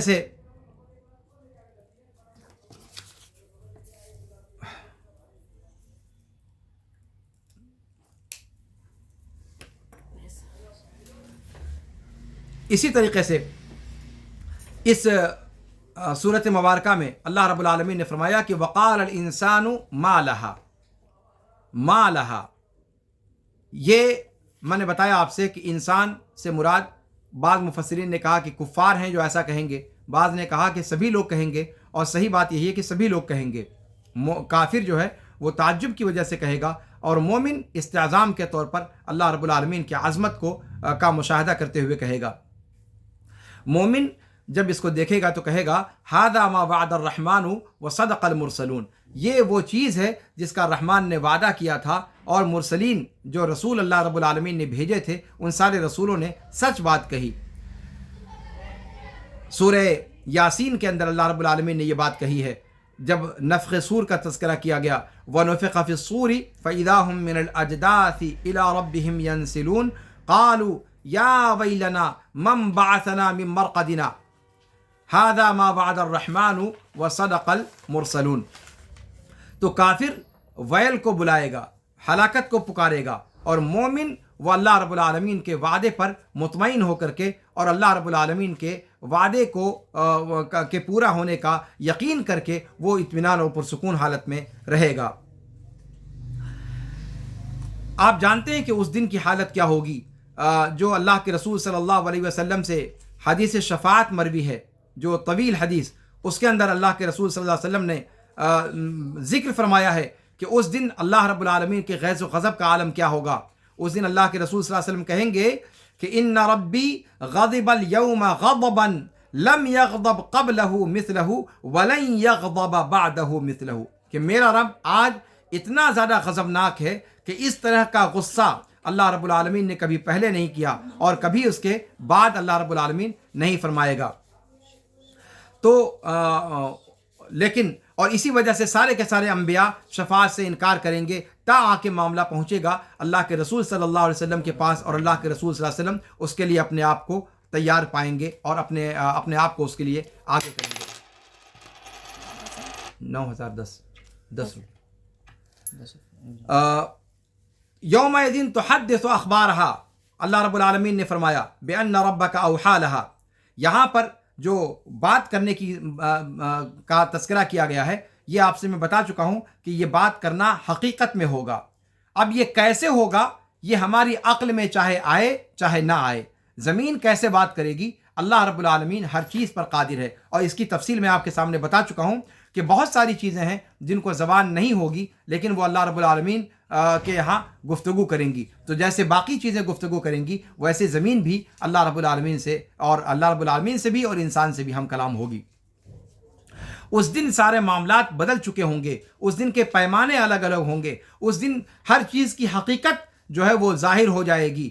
اللہ رب العالمین اس دن چمڑے کو قوت گویائی دے دے گا، اعضاء کو قوت گویائی دے دے گا، اسی طریقے سے زمین کو بھی اللہ رب العالمین قوت گویائی عطا کرے گا، اور زمین اپنے اوپر کیے جانے والے ہر اچھے اور برے عمل کے بارے میں اللہ رب العالمین کو خود سے بتلائے گی۔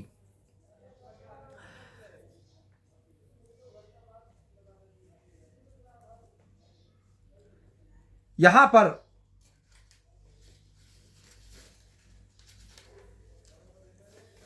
اللہ رب العالمین نے جو فرمایا کہ یومئذ تحدث اخبارہا، امام بخاری رحمہ اللہ نے عائشہ رضی اللہ تعالیٰ عنہ کی ایک روایت ذکر کی ہے کہ اللہ کے رسول صلی اللہ علیہ وسلم نے فرمایا کہ تحشرون حفاتا عراتا غرلا، کہ قیامت کے دن تم سب جمع کیے جاؤ گے، کیسے؟ ننگ دھڑنگ، مادرزاد ننگے، اور پیدل، یعنی پیر میں کوئی چپل وپل کچھ نہیں ہوگی، ننگے پیر، ننگے بدن، اور غیر مختون۔ اس لیے کہ آپ جانتے ہیں کہ انسان جب پیدا ہوتا ہے تو وہ ختنہ شدہ نہیں ہوتا، ختنہ اس کا بعد میں کیا جاتا ہے، اور قیامت کے دن جب دوبارہ انسانوں کو اٹھایا جائے گا تو سارے کے سارے انسان اپنی اصل پر اٹھیں گے، یعنی غیر مختون حالت میں۔ عائشہ رضی اللہ تعالیٰ عنہ نے جب یہ بات کہی، عائشہ رضی اللہ تعالیٰ عنہ کہتی ہیں کہ اس وقت میں نے اللہ کے رسول صلی اللہ علیہ وسلم سے پوچھا کہ اے اللہ کے رسول، باقی سب تو ٹھیک ہے لیکن اس میں آپ کہہ رہے ہیں کہ وہ سب مادرزاد ننگے ہوں گے، تو بھلا یہ بتائیے کہ سارے لوگ، ساری عورتیں، مرد سب وہاں پر ہوں گے، سب بعض کو دیکھ رہے ہوں گے، گھور رہے ہوں گے، ایسی حالت میں سب مادرزاد ننگے ہوں گے، یعنی شرم کہاں جائے گی اس دن۔ اللہ کے رسول صلی اللہ علیہ وسلم سے ماں عائشہ رضی اللہ تعالیٰ عنہ کو اس کی فکر پڑ گئی۔ ہماری ماؤں اور بہنوں کو عائشہ رضی اللہ تعالیٰ عنہ کی اس روایت کو ضرور پڑھنا چاہیے، جو آج اس دنیا میں بے پردگی کی رسیاں بنتی چلی جا رہی ہیں، اور دھیرے دھیرے ان کا لباس بے لباسی سے بدلتا جا رہا ہے، یا تو لباس ہی مختصر ہوتا جا رہا ہے، یا لباس کے نام پر بے لباسی کو جو فروغ دیا جا رہا ہے۔ ان ماؤں اور بہنوں سے میں اپیل کروں گا کہ وہ عائشہ رضی اللہ تعالیٰ عنہ کی حیا کو سامنے رکھیں اور دیکھیں اس دن کی بے پردگی کو بھی یہ برداشت نہیں کر پا رہی ہیں جس دن حساب و کتاب کا معاملہ ہوگا، جس دن ساری کائنات کا ساری تکلیف ختم ہو چکی ہوگی، جس دن کسی چیز کا انسان کو مکلف نہیں کیا جائے گا، جس دن اللہ رب العالمین کی طرف سے یہ مطالبہ نہیں ہوگا کہ آپ کو پردہ کرنا ہے اور آپ کو پردہ نہیں کرنا ہے، اس دن بھی پردے کا معاملہ عائشہ رضی اللہ تعالیٰ عنہ کے ہاں اتنا زیادہ اہم ہے، وہ حیا کے مارے، فطری حیا کے مارے، کہ عائشہ رضی اللہ تعالیٰ عنہ کے ذہن میں اس دن کے بارے میں بھی یہ سوال آیا، جو اس دن کے واقعات سے وہ غافل ہو گئیں، ان کو جو اہم جو چیز ستانے لگی فکر وہ یہ کہ بھیا ننگے دھڑنگے سارے لوگ ہوں گے، مرد عورتیں سب ایک دوسرے کو دیکھیں گے، تو پھر اس دن آج تو ہم شرم اتنی زیادہ کرتے ہیں، اس دن ہماری شرم کہاں جائے گی؟ یہ فکر عائشہ رضی اللہ تعالیٰ عنہ کو سوار ہو گئی۔ غور کرنے کا مقام ہے ہمارے بھائیوں کو بھی اور ہماری بہنوں کو بھی، اور اس چیز کے اندر ان کے لیے عبرت ہے۔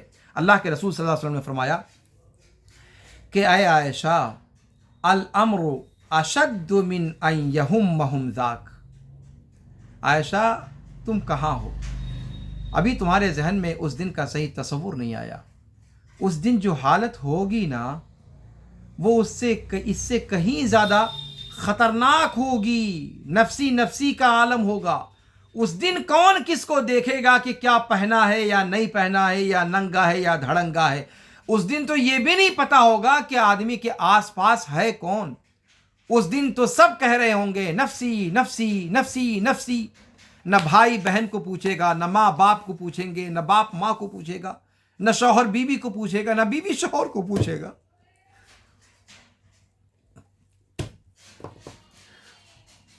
اللہ کے رسول صلی اللہ علیہ وسلم نے عائشہ رضی اللہ تعالی عنہ کو اس دن کی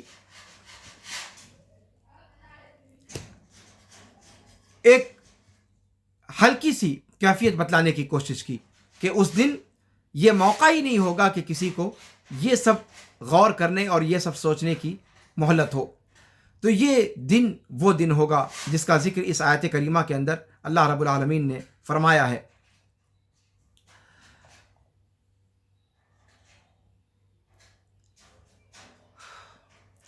قیامت کے دن اللہ رب العالمین جس طریقے سے زمین کو انسان کے خلاف گواہ بنائے گا، اسی طریقے سے اس دن بہت ساری چیزیں ہوں گی جو انسان کے خلاف گواہی دیں گی۔ اور یہ سب اللہ رب العالمین کرے گا کیوں؟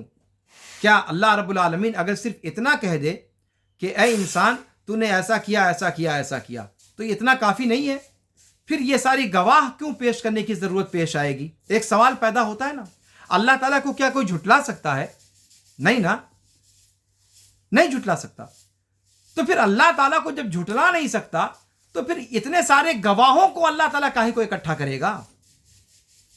دیکھیے، اللہ رب العالمین چونکہ اس کے فیصلے مبنی بر انصاف ہوں گے، وہ چاہے گا کہ جس کے بارے میں جو فیصلہ دیا جائے وہ بندہ خود کہے کہ اس کے علاوہ اور کوئی فیصلہ ہو ہی نہیں سکتا، حقیقت میں اسی چیز کا مستحق ہوں۔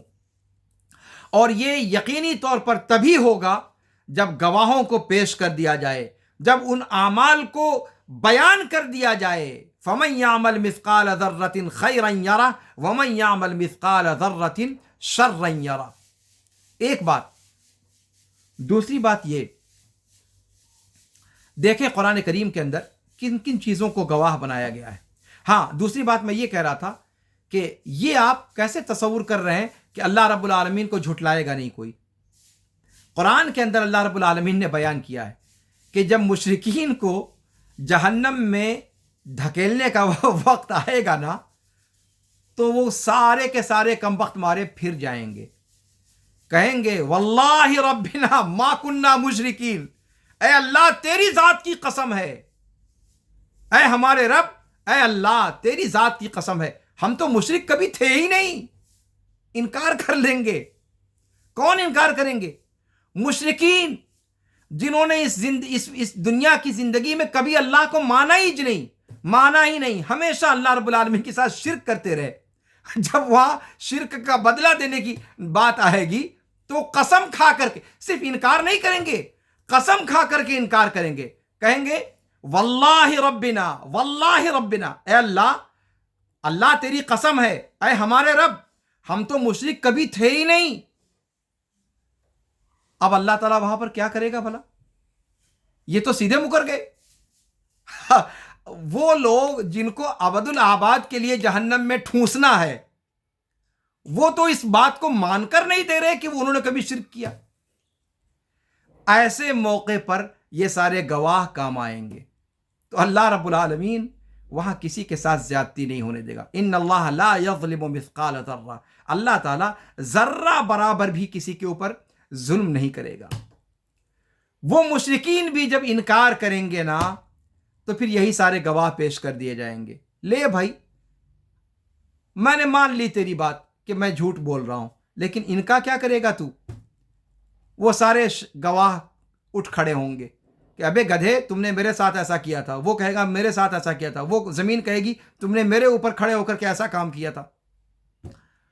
اور وہ سارا ٹائمنگ کے ساتھ، ڈیٹ کے ساتھ، وقت کے ساتھ، منظر کے ساتھ۔ پھر کہاں جائے گا انسان؟ کہاں جائے گا؟ کس کونے خدرے میں چھپے گا؟ تو اللہ رب العالمین اس دن اس لیے ہر چیز سے گواہی دلوائے گا۔ انسان کے اعمال کو فرشتوں نے جو لکھا ہے وہ اعمال نامہ بھی پیش کیا جائے گا۔ وہ اعمال انسان نے جس حالت میں جہاں جہاں کھڑے ہو کر انجام دیا ہے، وہ زمین کے خطے بھی گواہی دیں گے، زمین کے وہ ٹکڑے بھی گواہی دیں گے۔ ارے اور یہ تو بہت دور کی چیز ہو گئی، انسان کے خود اپنے اعضاء گواہی دیں گے۔ انسان نے کچھ کیا ہوگا اپنی زبان سے، اپنے ہاتھ سے، اپنے پیر سے، انہی سب چیزوں سے تو کیا ہوگا۔ اور قرآن کہتا ہے کہ یہ ہاتھ بھی گواہی دینے کے لیے کھڑے ہو جائیں گے، یہ انسان کے پیر بھی گواہی دینے۔ انسان کہاں جائے گا؟ کس چیز کا انکار کرے گا؟ کتنی باتوں سے مکرے گا؟ کیا اس کی گنجائش ہو پائے گی اس دن؟ ہمیں اور آپ کو غور کرنے کی ضرورت ہے۔ اللہ رب العالمین نے بعض شہداء کا، بعض گواہوں کا ذکر کیا قرآن کریم کے اندر۔ سورہ مجادلہ آیت نمبر 6 میں اللہ رب العالمین فرماتا ہے یوم یبعثہم اللہ جمیعا فینبئہم بما عملوا، یاد کرو اس دن کو جب اللہ تعالیٰ ان سب کو دوبارہ زندہ کرے گا اور ان کو ان کے کرتوتوں سے آگاہ فرمائے گا۔ احصاہ اللہ ونسوہ، ان کے سارے کرتوتوں کو اللہ رب العالمین نے کاؤنٹ کر کر کے رکھا ہے، وَنَسُوهُ، اور ان لوگوں نے اپنے کرتوت کیے اور فراموش کر دیا۔ واللہ علی کل شیء شہید، خود اللہ ہر کرتوت پر تمہارے شہید ہے، گواہ ہے۔ اللہ خود گواہ ہے، نمبر 1 گواہ۔ نمبر 2 اللہ کے فرشتے۔ قرآن کہتا ہے سورہ زخرف میں آیت نمبر 80 میں ام یحسبون انا لا نسمع سرهم ونجواهم بلا ورسلنا لدیہم یکتبون، کیا وہ لوگ یہ گمان کرتے ہیں کہ ہم ان کی سرگوشیوں کو اور ان کی خفیہ باتوں کو نہیں سنتے؟ ارے کیوں نہیں، ہمارے ہر کارے تو ان کے پاس بیٹھے ہیں اور سب کچھ لکھ رہے ہیں۔ بلا ورسلنا لدیہم یکتبون، ان کے پاس موجود ہیں جس وقت وہ سرگوشی کر رہے ہیں۔ سرگوشی جس سے کر رہے ہیں وہ اس کا نمبر بعد میں آتا ہے، اس کی سرگوشی پہلے سنائی کس کو دیتی ہے؟ لدیہم یکتبون، لدیہم یکتبون، ورسلنا بلا ورسلنا لدیہم یکتبون۔ اللہ کے فرشتے یہ گواہ ہوں گے۔ پھر تیسرے نمبر پہ اللہ کے رسول یہ گواہ ہوں گے۔ اللہ رب العالمین نے فرمایا سورہ بقرہ آیت نمبر 143 میں وَكَذَلِكَ جَعَلْنَاكُمْ أُمَّةً وَسَطًا لِتَكُونُوا شُهَدَاءَ عَلَى النَّاسِ وَيَكُونَ الرَّسُولُ عَلَيْكُمْ شَهِيدًا، اور ایسے ہی ہم نے تمہیں امت وسط بنایا، درمیانی درجے کی معتدل امت بنایا، تاکہ تم ساری کائنات کے لوگوں پر گواہ بن جاؤ اور رسول تمہارے اوپر گواہ بن جائیں۔ تو امت محمدیہ پر تیسرا گواہ کون ہوگا؟ خود ہمارے رسول جناب محمد الرسول اللہ صلی اللہ علیہ وسلم۔ 3 گواہ ہو گئے۔ چوتھا گواہ انسان کے اپنے اعضاء و جوارح۔ اللہ تعالیٰ فرماتا ہے سورہ نور آیت نمبر 24 میں یوم تشہد علیہم السنتہم، یہ زبان یہ زبان آپ کے خلاف گواہی دے گی، ہماری زبان خود ہمارے خلاف گواہی دے گی۔ یوم تشہد علیہم السنتہم وایدیہم وارجلہم بما کانوا یعملون۔ یاد کرو اس دن کو اے انسان، اے انسانوں، یاد کرو اس دن کو۔ کس دن کو؟ جس دن ان کے خلاف خود ان کی زبانیں گواہی دیں گی، ان کے ہاتھ گواہی دیں گے، ان کے پیر گواہی دیں گے۔ کس چیز کی؟ بما کانوا یعملون، جو وہ عمل کرتے تھے ان تمام کے بارے میں۔ انسان عمل کرتا کس سے ہے؟ ایمانداری سے مجھے بتائیں آپ، انسان عمل کس سے کرتا ہے؟ زبان سے، آنکھ سے، ہاتھ سے، پیر سے۔ یہی سب چیزیں تو ہیں جن کے ذریعے سے انسان کوئی کام کرتا ہے، اور جن اعضاء و جوارح کے ذریعے سے آپ وہ کام کریں گے، وہ اعضاء و جوارح خود گواہ بن جائیں گے آپ کے خلاف۔ اللہ رب العالمین ہم سب کو محفوظ رکھے۔ یہ چوتھے نمبر کے گواہ۔ پانچویں نمبر پہ انسان کے کان، انسان کی آنکھیں، انسان کی شرمگاہ یا چمڑا، یہ بھی انسان کے خلاف گواہی دے گا۔ اللہ رب العالمین سورہ فصلت آیت نمبر 20 اور 21 میں فرماتا ہے حتی اذا ما جاؤوها شہد علیہم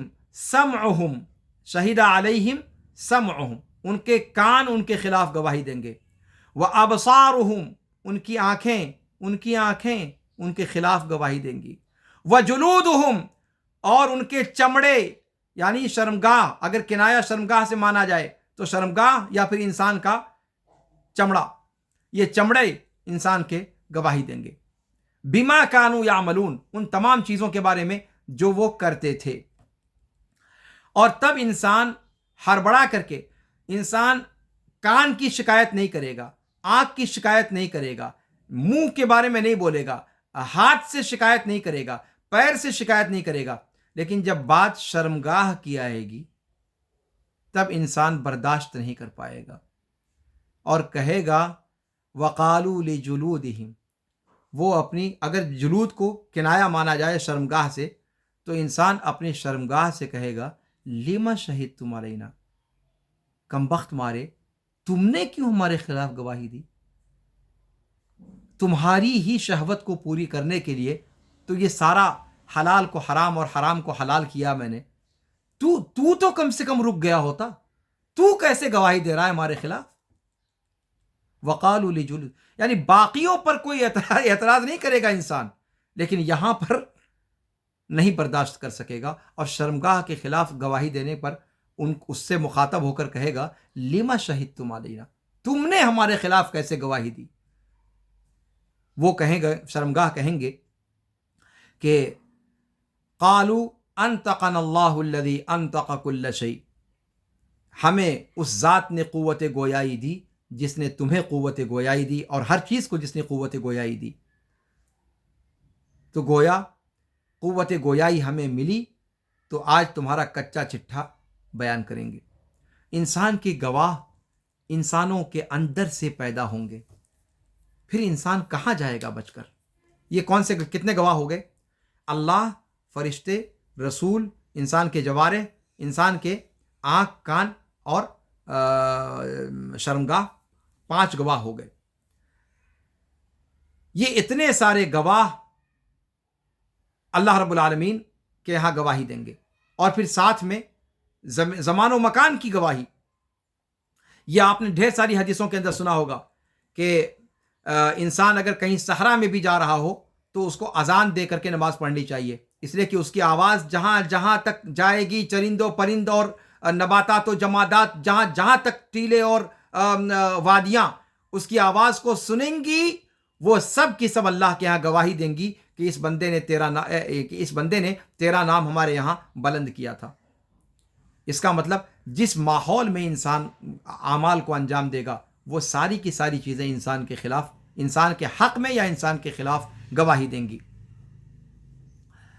انسان اس موقع پر شرم کے مارے پانی پانی ہو رہا ہوگا، اس لیے کہ اس کے اپنے اعمال اور اقوال پر اتنے سارے گواہ ہوں گے کہ وہ جھٹلاتے جھٹلاتے بھی ان سے بچ نہیں سکتا، اور وہاں پر انسان شرمسار ہوگا کہ اللہ رب العالمین اس کے سر اور اس کے جہر، اس کے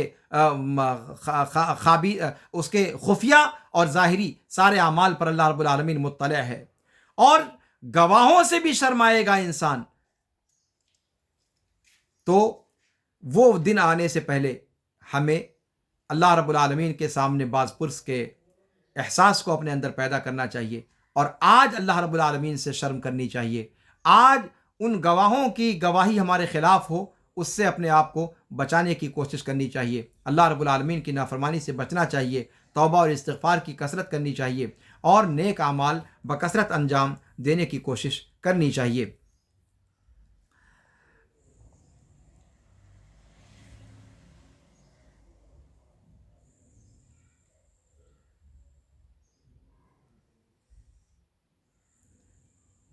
یہاں پر ایک چیز مفسرین نے ایک نقطہ بیان کرنے کی کوشش کی ہے، اور وہ یہ کہ فَمَن يَعْمَلْ مِثْقَالَ ذَرَّةٍ خَيْرًا يَرَهُ، قرآن کہتا ہے، اور یہ گویا اس صورت کے اندر شروع میں جو کچھ بھی بیان کیا گیا یہ اس کا نتیجہ ہے کہ چونکہ ایسا ایسا ایسا ہوگا معاملہ، اور ایسے ایسے گواہی دے گی زمین، اور ایسے ایسے معاملات کو بیان کرے گی، تو بیان کرنے کا فائدہ کیا ہے؟ اس کے مطابق جب بدلہ دیا جائے گا تب نہ اس کا فائدہ ہوا۔ تو گویا یہ اخیر کی دو آیتیں ہیں، فَمَن يَعْمَلْ مِثْقَالَ ذَرَّةٍ خَيْرًا يَرَهُ وَمَن يَعْمَلْ مِثْقَالَ ذَرَّةٍ شَرًّا يَرَهُ۔ یہ گویا اس سے پہلے جو باتیں بتائی گئیں اس کا فائدہ اور اس کا نتیجہ ہے۔ نتیجہ یہ ہے کہ انسان کے جیسے اعمال ہوں گے، جیسے جیسے اعمال اس کے سامنے آئیں گے، اگر خیر ہے تو خیر کا بدلہ دیا جائے گا، اگر شر ہے تو شر کا بدلہ دیا جائے گا، اور خیر کے اعمال میں سے کوئی عمل چھوڑا نہیں جائے گا، اور شر کے عمل میں سے کوئی عمل چھوڑا نہیں جائے گا۔ گویا فَمَن يَعْمَلْ مِثْقَالَ ذَرَّةٍ خَيْرًا يَرَهُ وَمَن يَعْمَلْ مِثْقَالَ ذَرَّةٍ شَرًّا يَرَهُ۔ اس کو عربی زبان میں کہا جاتا ہے کہ یہ فضلکہ ہے۔ یہ کیا ہے؟ فضلکہ، یعنی اوپر کی جو تفصیلات بیان ہوئیں اس کا نتیجہ کیا نکلا، یہ نتیجہ کو بیان کر رہی ہیں۔ یہاں پر ایک بات جو غور کرنے کی ہے وہ یہ کہ کیا واقعی اللہ رب العالمین ایسا کرے گا؟ اگر اللہ رب العالمین نے ایسا کیا تو پھر انسان کا کیا ہوگا؟ اللہ رب العالمین اگر ہر چیز کو اللہ رب العالمین ہر چیز کا بدلہ دے گا تو پھر انسان کا کیا ہوگا؟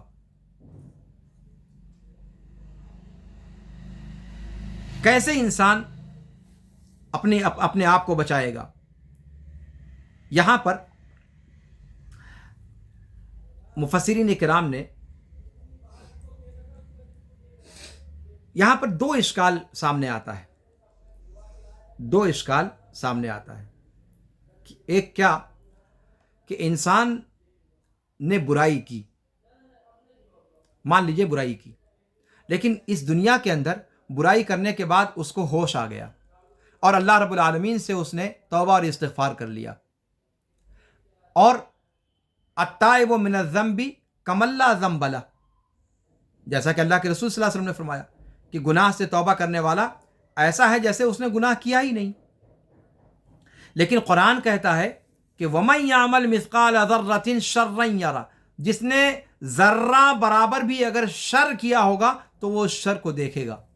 اللہ نے معاف کر دیا وہ تو اپنی جگہ پر ہے، لیکن انسان وہاں پر جو جو اس نے برائی کری تھی وہ سب دیکھے گا، تب پھر اللہ رب العالمین کے معاف کرنے کا فائدہ کیا ہوا؟ اور اگر نہیں دیکھے گا تو اس کا مطلب یہ ہے کہ ذرہ برابر بھی جس نے برائی کی ہے وہ اس برائی کو دیکھے گا، اللہ تعالیٰ اپنے قول میں جھوٹا ہوا، پھر نعوذ باللہ۔ یہ اشکال سمجھ میں آ رہا ہے کہ انسان نے جو اس دنیا میں برائی کی یا گناہ کے کام کیے اور معافی تلافی کر لی، تو معافی تلافی کر لی تو اللہ نے تو معاف کر دیا، لیکن قیامت کے دن اللہ تعالیٰ کہتا ہے کہ جس نے ذرہ برابر برائی کی ہوگی وہ اس برائی کو دیکھے گا۔ تو اب وہ بندہ جس نے اس دنیا میں برائی کر کے معافی مانگ لی، اس کی وہ برائی دکھائی جائے گی کہ نہیں دکھائی جائے گی؟ اگر آپ کہتے ہو ہاں تب بھی پھنستے ہو، اگر کہتے ہو نہیں تب بھی پھنستے ہو. اگر کہتے ہو کہ ہاں دکھائی جائے گی تب پھر اس طرح پھنستے ہو کہ صاحب پھر اللہ تعالیٰ نے معاف کر دیا تھا تو معاف کرنے کا فائدہ کیا ہوا. اور اگر کہتے ہو کہ نہیں دکھائی جائے گی تب پھر آیت کے خلاف ہوتا ہے. آیت کہتی ہے کہ ذرہ برابر بھی جس نے برائی کی ہوگی وہ دیکھے گا, ہے نا. اچھا, اسی طریقے سے فَمَن يَعْمَلْ مِثْقَالَ ذَرَّةٍ خَيْرًا يَرَهُ, کہ جس نے ذرہ برابر بھی بھلائی کری ہوگی وہ اس بھلائی کو دیکھے گا. قرآن تو یہ کہہ رہا نا. تو اگر ذرہ برابر بھی بھلائی کو دیکھے گا تو بھلائی تو کافر بھی کرتا ہے نا, نہیں کرتا ہے. بھائی جو اللہ پر ایمان نہیں رکھتا کیا وہ خالی ظالم جابر اور برا ہی ہوتا ہے؟ آپ اپنے ارد گرد دیکھ لیں کتنا چیریٹی کا کام کرنے والے ہیں کافر لوگ. کفار کتنا زیادہ نیک کام کرنے والے ہیں, چیریٹی کا کام کرتے ہیں, وہ رفاہی کام کو انجام دیتے ہیں, مظلوموں کی دستگیری کرتے ہیں, بیواؤں کے کام آتے ہیں, بہت سارے کام رفاہ عام کے کرتے ہیں. تو خیر کا کام کیا اس نے کہ نہیں کیا؟ اور اللہ تعالیٰ کہتا ہے فَمَن يَعْمَلْ مِثْقَالَ ذَرَّةٍ خَيْرًا يَرَهُ, جس نے ذرہ برابر بھی خیر کا کام کیا ہوگا وہ اس کو دیکھے گا, اس کو دیکھ لے گا. وہ تو یہ کافر جس نے نیک کام کیا دیکھے گا کہ نہیں دیکھے گا؟ قرآن کہتا ہے کہ کافر کے عمل کو اللہ تعالیٰ شماری نہیں کرے گا, ہے نا. اِنَّا اعْتَدْنَا جَهَنَّمَ لِلْكَافِرِينَ نُزُلًا قُلْ هَلْ نُنَبِّئُكُم بِالْأَخْسَرِينَ أَعْمَالًا الَّذِينَ ضَلَّ سَعْيُهُمْ فِي الْحَيَاةِ الدُّنْيَا وَهُمْ يَحْسَبُونَ أَنَّهُمْ يُحْسِنُونَ صُنْعًا أُولَئِكَ الَّذِينَ كَفَرُوا بِآيَاتِ رَبِّهِمْ وَلِقَائِهِ فَحَبِطَتْ أَعْمَالُهُمْ, ان کے اعمال اکارت چلے گئے. فَلَا نُقِيمُ لَهُمْ يَوْمَ الْقِيَامَةِ وَزْنًا, قیامت کے دن ان کے لیے وزن ہی نہیں قائم کریں گے ہم. لو صاحب, تو اگر ان کے لیے وزن ہی نہیں قائم ہوگا تو پھر اس کا مطلب یہ ہوا کہ ان کا جو انہوں نے خیر کیا تھا وہ کہاں گیا؟ اس کا تو وزن کیا ہی نہیں گیا. تو پھر کہاں گیا فَمَن يَعْمَلْ مِثْقَالَ ذَرَّةٍ خَيْرًا يَرَهُ, ذرہ برابر بھی خیر کیا ہوگا تو وہ اس کو دیکھ لے گا. تو پھر یا تو یہ جھوٹ ہوا یا وہ جھوٹ ہوا, نعوذ باللہ. کیا اللہ تعالیٰ جھوٹ بھی بولتا ہے؟ حاشا وکلا. تو یہ اشکال ان آیات کے اندر ذکر کیا گیا ہے, اور اسی لیے مفسرین نے بیان کیا ہے کہ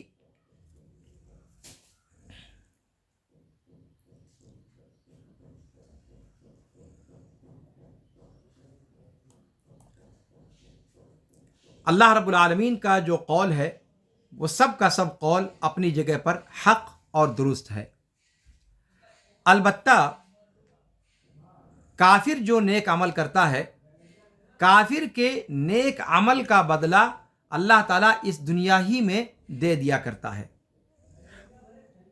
فَمَن يَعْمَلْ مِثْقَالَ ذَرَّةٍ خَيْرًا يَرَهُ, جو بھلائی کرے گا بھلائی دیکھ لے گا. قرآن نے یہ نہیں کہا کہ قیامت کے دن ہی دیکھ لے گا. تو کافر کے حوالے سے گویا وہ اس دنیا ہی میں اس کو دیکھ لے گا. اگر اس نے اچھائی کری ہے تو اس اچھائی کا بدلہ اللہ تعالیٰ اس کو اس دنیا ہی میں عطا کر دے گا, اور اس بدلے کو وہ دیکھ لے گا اس دنیا کے اندر. لیکن آخرت میں اس کے اعمال اکارت کر دیے جائیں گے, آخرت میں اس کا کوئی وزن نہیں کیا جائے گا. یہ معنی بیان کیا گیا. قرآن کہتا ہے کہ من کان یرید الحیات الدنیا وزینتها نوفی الیہم اعمالہم فیہا وہم فیہا لا یبخسون اولئک الذین لیس لہم فی الآخرۃ الا النار وحبط ما صنعوا فیہا وباطل ما كانوا یعملون. کہ جو دنیاوی زندگی کا ارادہ کرتا ہے اور اس کی زینت کا ارادہ کرتا ہے, ہم اس کے ان کے اعمال کا اس دنیا ہی میں پورا بدلہ دے دیتے ہیں, اور ان کا حق نہیں مارتے. لیکن یہ وہ لوگ ہیں کہ جن کا آخرت میں سوائے جہنم کے کچھ اور نہیں ہے, اور جو کچھ بھی اس دنیا میں انہوں نے کیا تھا وہ اسی دنیا کے اندر اس کا بدلہ دے دلا کر کے اس کو اکارت کر دیا جاتا ہے. آخرت میں اس کا کوئی وزن نہیں کیا جائے گا. اور اسی کو سورہ فرقان میں اللہ تعالیٰ نے فرمایا کہ وَقَدِمْنَا إِلَىٰ مَا عَمِلُوا مِنْ عَمَلٍ فَجَعَلْنَاهُ هَبَاءً مَنْثُورًا, اور انہوں نے جو بھی عمل کیے ہوں گے کفار نے، ہم ان کی طرف متوجہ ہوں گے اور ان کو ریت میں اڑتے ہوئے، ہوا میں، فضا میں اڑتے ہوئے بے وقات ذرات کی مانند بنا دیں گے۔ اسی طریقے سے سورہ ابراہیم میں بھی اللہ رب العالمین نے فرمایا کہ مثل الذین کفروا بربہم اعمالہم کرماد اشتدت به الريح في يوم عاصف لا يقدرون مما كسبوا على شيء ذلك هو الضلال البعید۔ اسی طریقے سے اور ساری آیات ہیں۔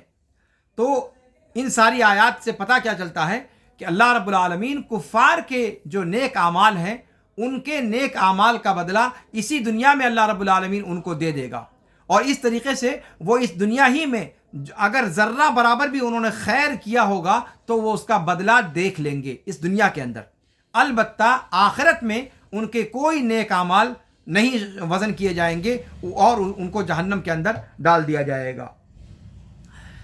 اچھا، یہ تو کفار کے تعلق سے ہوا۔ مسلمانوں کے تعلق سے، مسلمان جو برائی کرتا ہے، اگر وہ گناہ، اگر وہ معصیت شرک سے کمتر ہے تو اللہ رب العالمین بغیر معافی تلافی کے بھی اس کو بخش سکتا ہے، سوائے شرک کے کہ اللہ رب العالمین اس کی بخشش نہیں فرمائے گا۔ قرآن کہتا ہے سورہ نساء آیت نمبر 31 میں کہ ان تجتنبوا کبائر ما تنہون عنہ نکفر عنکم سیئاتکم وندخلکم مدخلا کریما، کہ اگر تم بڑے بڑے گناہ جس سے منع کیے گئے ہو اس سے اگر تم باز رہتے ہو تو ہم تمہارے چھوٹے چھوٹے گناہوں کا کفارہ کر دیں گے اور عزت والی جگہ میں ہم تمہیں داخل کریں گے۔ اسی طریقے سے اللہ نے فرمایا ان اللہ لا یغفر ان یشرک بہ ویغفر ما دون ذلک لمن یشاء، کہ اللہ تعالیٰ شرک کو نہیں بخشے گا، شرک کے علاوہ جتنے بھی گناہ ہیں جن کے لیے اللہ تعالیٰ چاہے گا بخش دے گا۔ تو اب جب بخشش ہو جائے گی تو پھر وَمَن يَعْمَلْ مِثْقَالَ ذَرَّةٍ شَرًّا يَرَهُ کے تحت مومن کے شر کو بھی اللہ تعالیٰ دکھلائے گا کیا وہاں پر؟ اس کا 3 جواب دیا گیا ہے۔ اس کا 3 جواب مفسرین نے دیا ہے۔ ایک جواب یہ دیا ہے کہ یہ آیت کریمہ عام ہے اور خاص کی گئی ہے، عام ہے پر اس کا کچھ پہلو خاص کیا گیا ہے۔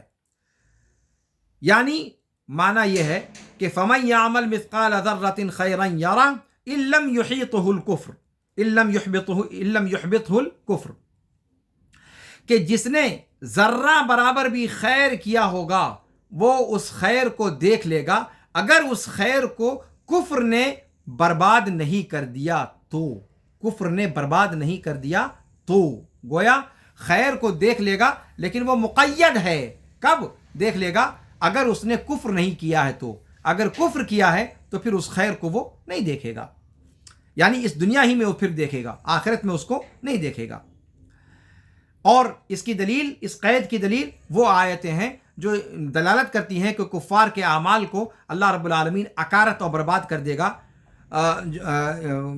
اور آخرت میں اس کا وزن نہیں کیا جائے گا۔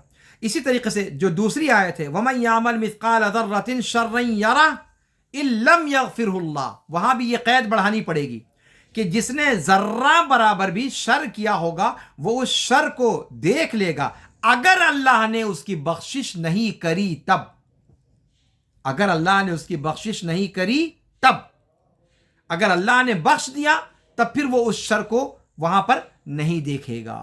اور اس قید کو جب ہم لگائیں گے تب ان دونوں آیتوں کا جو عمومی معنی ہے وہ اس قید کو ملا کر کے پھر وہ صحیح سیاق میں سمجھا جا سکتا ہے۔ گویا پہلی آیت میں کیا قید لگانی پڑے گی؟ فَمَن يَعْمَلْ مِثْقَالَ ذَرَّةٍ خَيْرًا يَرَهُ إِن لَّمْ يُحْبِطْهُ الْكُفْرُ، کہ جس نے ذرہ برابر بھی خیر کیا ہوگا وہ اس خیر کو دیکھ لے گا اگر اس نے کفر نہیں کیا ہے تب۔ وَمَن يَعْمَلْ مِثْقَالَ ذَرَّةٍ شَرًّا يَرَهُ إِن لَّمْ يَغْفِرْهُ اللَّهُ، اور جس نے ذرہ برابر بھی شر کیا ہوگا، برائی کی ہوگی، گناہ کیا ہوگا، وہ اس گناہ کو دیکھ لے گا اگر اللہ نے اس کی مغفرت نہیں کی تب، اگر کر دی تو پھر ان سب کو نہیں دیکھے گا۔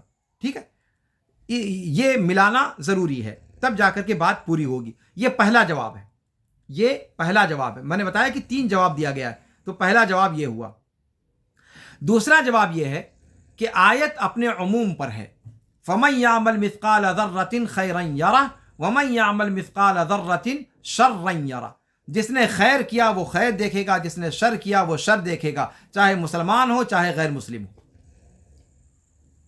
لیکن جب یہاں پر دیکھ لینے کی بات کہی کافر کے بارے میں، تو کافر کہاں دیکھ لے گا؟ اس دنیا کے اندر، جس کو میں بتا چکا ہوں کہ اللہ رب العالمین کافر کے اچھے عمل کا بدلہ اس دنیا ہی میں دے دیا کرتا ہے، تو وہ اپنے خیر کے نتیجے کو اس دنیا ہی میں دیکھ لے گا۔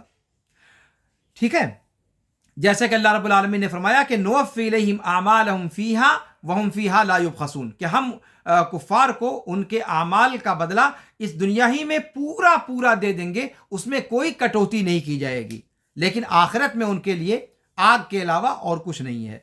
تو اس سے پتہ کیا چلا کہ دنیا میں وہ اپنے اعمال کا بدلہ دیکھ لے گا۔ آیت اپنے عموم پر ہے، لیکن یرہ کا تعلق آخرت کے بجائے کہاں سے ہو گیا؟ دنیا سے، کہ کافر جو ہے وہ اپنے اچھے اعمال کا بدلہ دنیا ہی میں دیکھ لے گا۔ اور وَمَن يَعْمَلْ مِثْقَالَ ذَرَّةٍ شَرًّا يَرَهُ، اور جب یہ کہا کہ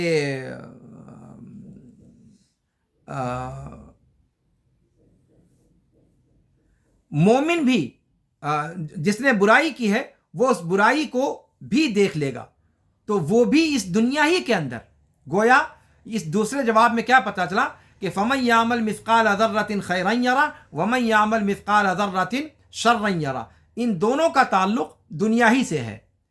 کافر جو خیر کرے گا وہ اس دنیا میں خیر دیکھ لے گا، مومن اس دنیا میں جو شر کرے گا وہ اس دنیا ہی میں اس شر کو دیکھ لے گا۔ اگر مومن نے کوئی گناہ کیا ہے تو اس کا تاوان اسی دنیا میں اس سے ادا کروا لیا جائے گا۔ کس طریقے سے؟ اللہ تعالیٰ اس کے اوپر مصیبتیں اتار دے گا، اللہ رب العالمین ان پر آزمائشیں اتار دے گا، اللہ رب العالمین ان پر سختیاں نازل کر دے گا، اور ان سختیوں کو اس کے گناہوں کا کفارہ بنا دے گا۔ گویا وہ سختیاں جب انسان دیکھے تو یقین کر لے کہ یہ اس کے اپنے کسی معصیت کا بدلہ ہے جو اللہ تعالیٰ اس کو اس دنیا میں دکھا رہا ہے۔ تو اس طریقے سے مومن کے شر کو اللہ رب العالمین اس دنیا میں دکھا دے گا، اس کے اوپر مصیبتیں نازل کر کے، تاکہ وہ اسی دنیا میں لے دے کر کے اس کا معاملہ فنش ہو جائے اور آخرت میں اس کے اوپر کوئی شر باقی نہ بچے۔ یہ اللہ کی رحمت ہوگی۔ تو ایک جواب یہ دیا گیا۔ تیسرا جواب یہ دیا گیا کہ آیت اپنے عموم پر ہے، فَمَن يَعْمَلْ مِثْقَالَ ذَرَّةٍ خَيْرًا يَرَهُ وَمَن يَعْمَلْ مِثْقَالَ ذَرَّةٍ شَرًّا يَرَهُ، یعنی مومن جو کچھ بھی اس نے خیر و شر کیا ہے وہ اس کو دیکھے گا، لیکن اللہ رب العالمین اس کے شر کو معاف کر دے گا اور اس کے خیر پر اجر عطا فرمائے گا۔ اور کافر بھی جو کچھ اس نے خیر کیا ہے اور شر کیا ہے وہ دونوں دیکھے گا آخرت میں، یعنی اس آیت کا تعلق دونوں کا آخرت سے، کہ مومن اپنے خیر اور شر دونوں کو دیکھے گا، لیکن شر کو دکھائے گا ضرور اللہ تعالیٰ، پر اس پر کوئی گرفت نہیں کرے گا۔ کیوں؟ اس لیے کہ اس کو بخش چکا ہے، خالی دکھائے گا کہ ہاں دیکھو تم نے یہ کیا تھا، لیکن اس پر مواخذہ نہیں ہوگا۔ اللہ رب العالمین اس کو بخش دے گا اور اچھائیوں پر اجر دے گا۔ اور کافر کا جو کچھ بھی اس نے اچھائی و برائی کی ہے وہ سارا کا سارا دکھایا جائے گا، اور جو کچھ اس نے خیر کیا ہے اس کو اکارت کر دیا جائے گا، اور جو کچھ اس نے برائی کی ہے اس کا بدلہ دیا جائے گا۔ اکارت کیوں کر دیا جائے گا؟ اس لیے کہ اس نے جو کچھ کیا ہے اچھا اس کو اس دنیا میں بدلہ مل چکا ہے، اب اس دنیا میں وہ اس بدلے کی مانگ بھی نہیں کر سکتا، اور وہ مانگ کرے گا بھی کیسے جب وہ اللہ کو مانتا ہی نہیں تھا، لہذا اس کا دعویٰ بھی نہیں ہوگا وہاں پر کہ ہم کو اس کا بدلہ دیا جائے جب وہ مانتا ہی نہیں تھا جزا و سزا کے دن کو۔ تو اس طریقے سے یہ تیسرا قول اس سلسلے میں، یہ تین اقوال، یہ تین توجیحات ذکر کی گئی ہیں اس آیت کے مضمون کے تعلق سے۔ میں سمجھتا ہوں کہ اس صورت مبارکہ کے ساتھ ہم نے اچھا خاصا وقت گزار لیا ہے۔